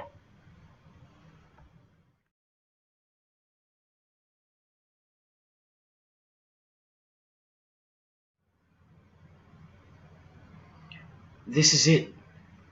This is the last shock, and by far the biggest. If you ever needed intellectual proof that Jesus Christ is real and living right now, this is it. If Jesus and the Gospels weren't true, then Luciferians wouldn't be running the world. Atheists would, or some other version of modern man. Anyone, but not Satanists, not the passionate enemies of Jesus. If Jesus wasn't real, then so-called Satanists would be scattered here and there over the world in little local covens by silly teenagers rebelling against society and living in their own la-la land with their own little make-believe devils, being make-believe rebels. But no, people who believe that Lucifer is God run the world from top to bottom. They are dedicated to the core. They're highly sophisticated. They make the movies, they star in the movies. They write the songs, they sing and dance. They are worshipped as idols. They set trends, they live large, and they practice witchcraft, complete with sex magic and blood sacrifices. Why? Why do they do that? Why would they bother? Because witchcraft is real and has been since before civilization began, hidden from the vile multitude who have been stupefied by propaganda to the point that they don't believe in anything anymore. And who waged a war on witchcraft on your behalf? God did, the God of the Bible. If Jesus wasn't real, Luciferians wouldn't be building their paradise on earth. Atheists would. If Jesus wasn't real, Luciferians wouldn't be passionately hating him to the point of keeping their existence hidden under penalties of torture and death. Lo and behold, in the 21st century. Yes, if Jesus was a myth, Luciferians wouldn't be working overtime to inadvertently fulfill every prophecy that Jesus gave us. Can anybody read me? What part of Jesus foretold a worldwide cashless system, a worldwide government, and a worldwide religion do you not get? If Jesus wasn't real, why do former Satanists freely admit that only the true Christians are immune to witchcraft? They have no power over the disciples of Jesus. How is that possible? And what about this one that's been going around? If the Gospels were written by the Catholic Church in order to control people, then why didn't they include a Pope in the Scriptures? There's no Pope here. Why didn't they include instructions to obey the priests? There's no priests in the New Testament, except for God himself and all his disciples. We're all priests. If the Gospels were an invention of the Catholic Church, why does Jesus say to call no man Father except your Father in heaven? Yet every priest holds the title of Father. If the Gospels were an invention of the Catholic Church to control people, why were only priests allowed to own a Bible and not the common people? Why did they burn William Tyndale at the stake, a Christian scholar who translated the Bible into English? Are you with me? Please help me understand how you don't believe in Jesus when even your enemies, the high-ranking Freemasons, think that you're stupid for not believing in Satan.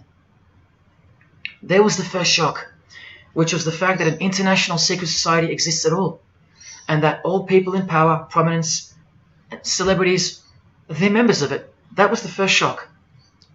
The second shock was the oaths they take and the rituals they perform. Decapitated heads, brains exposed to the sun, drinking wine from human beings' skulls, all done by the people you respect the most. Pretty shocking if you have any brains left in your skull and heart left in your ribcage. The third shock was the reason they took the oaths and performed the rituals. And that reason is that the secret society they all belong to is in fact Satanism. The fourth shock was the details of witchcraft and the details of the new satanic age, the Saturnian kingdom, where billions are planned for death to pave the way for a spiritual and technological utopia. But do you know what the biggest shock of all is? The shock that surpasses all of them combined. It's Jesus. Jesus is the shock. He's the shockwave, the reality and truth of him. Because that changes everything. He changes everything. The greatest news you could never think up, that God left his abode to come here, a form of hell, manifest on earth, to be ridiculed and executed, to save our sorry asses by taking a bullet for us. Don't worry, his second coming won't be so sacrificial. Better start fearing like you fear a cop and like you fear a judge. Oh, I know you tremble in front of them. But you don't fear God? Oh, how we love the darkness and sin. Possibly you, loved gossip, you loved sex and porn, you loved sodomy, you couldn't stop lying, you couldn't stop cussing, you loved your idols, singers, actors, sports people, sports teams, putting people who fart, smell and eventually die on a pedestal. You just couldn't cut yourself off from the ways of the world. Purity? Who wants to be pure? I have to be pure? I have to live holy? Stop sinning? That's so boring. What kind of God is this? To hell with that God. Well, do you like filth in your home? Do you? Do you like filth on your carpet, on your clothes, on your face? Do you invite filthy guests over and give them a share in all your belongings and all your power? Do you give them the keys to your house and car? No, you don't. But the Creator, who has the greatest house of all, he should. We can barely earn $1,000 a week, and we don't give that away to anyone. But now God should share his wealth with you, the unclean, the unrepentant. Is it too much to ask your filthy guests to clean up before they enter?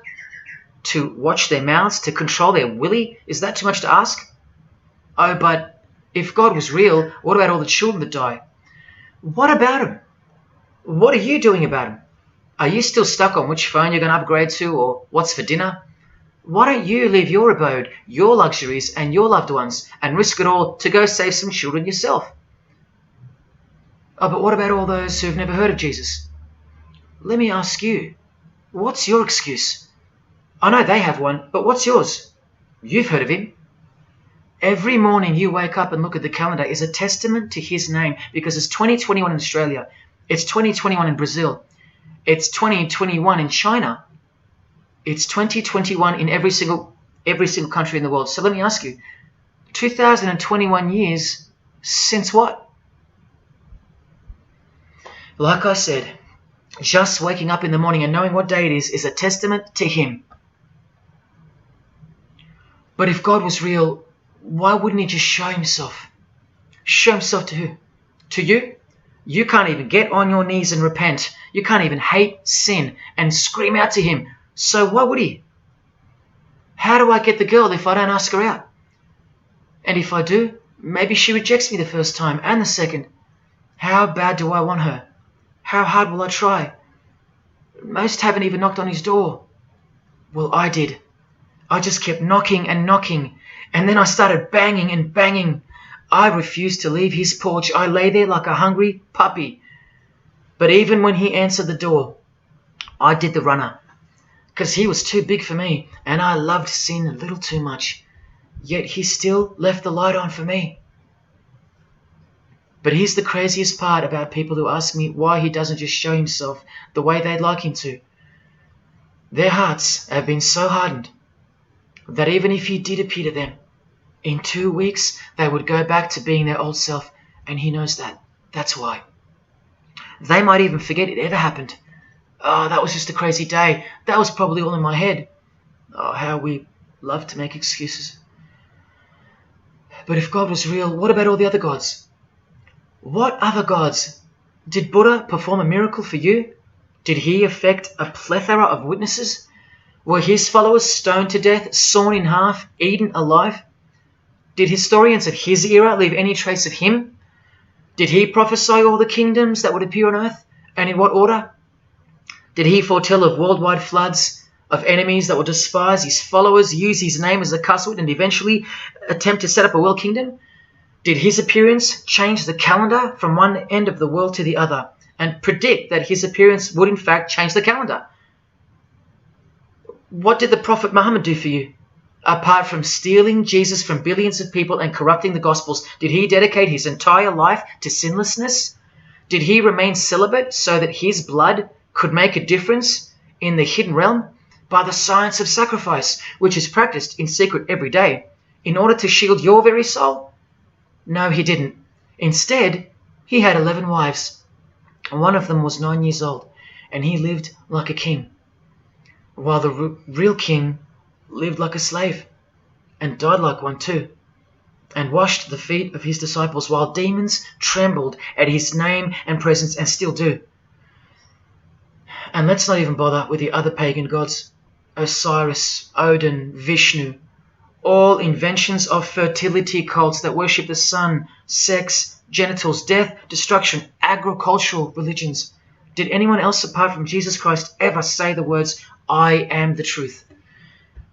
Have those words even ever come out of someone's mouth? I've heard of, I know the truth, I have the truth, but I am the truth? That doesn't even make sense.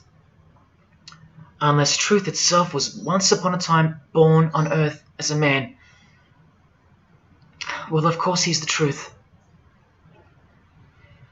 Where are all the heart-wrenching, knee-buckling testimonies about the indescribable power of this Holy Spirit, which comes in to sweep you off your feet and drown you in its tides, changing you forever? Where are all those testimonies? I'll tell you where they are.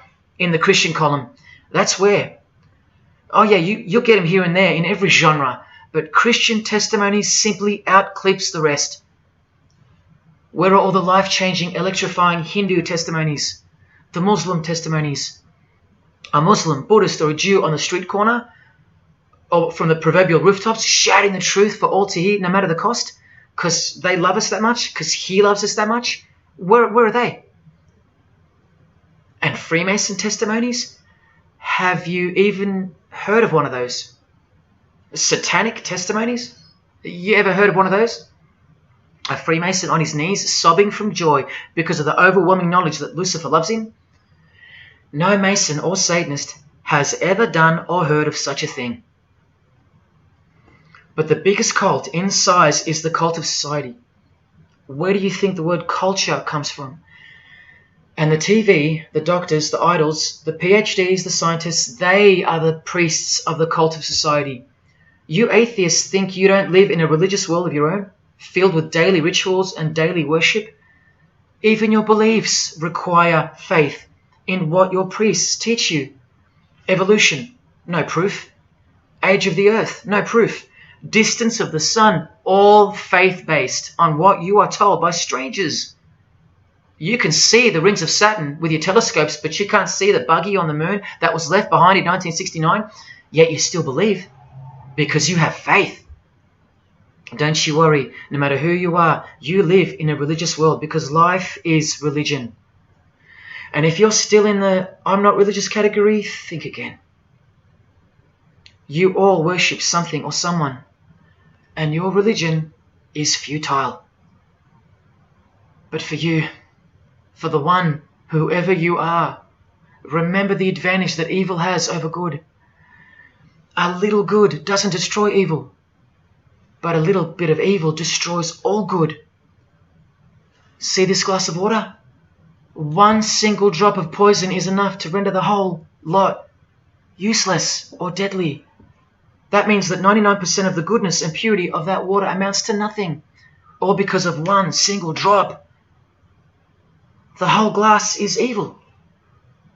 And so it is with the human soul. You better believe it. Does anyone go out with a stain on their face or on their shirt? You think the soul can't be stained? Think about it. Just one lie makes you a liar.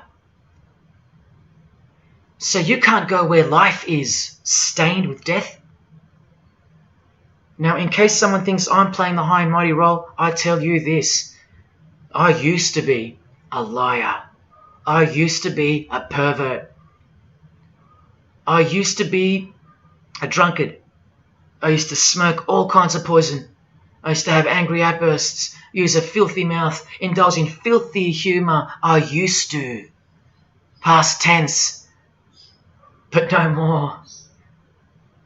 He finally summoned me. He called my name for the last time.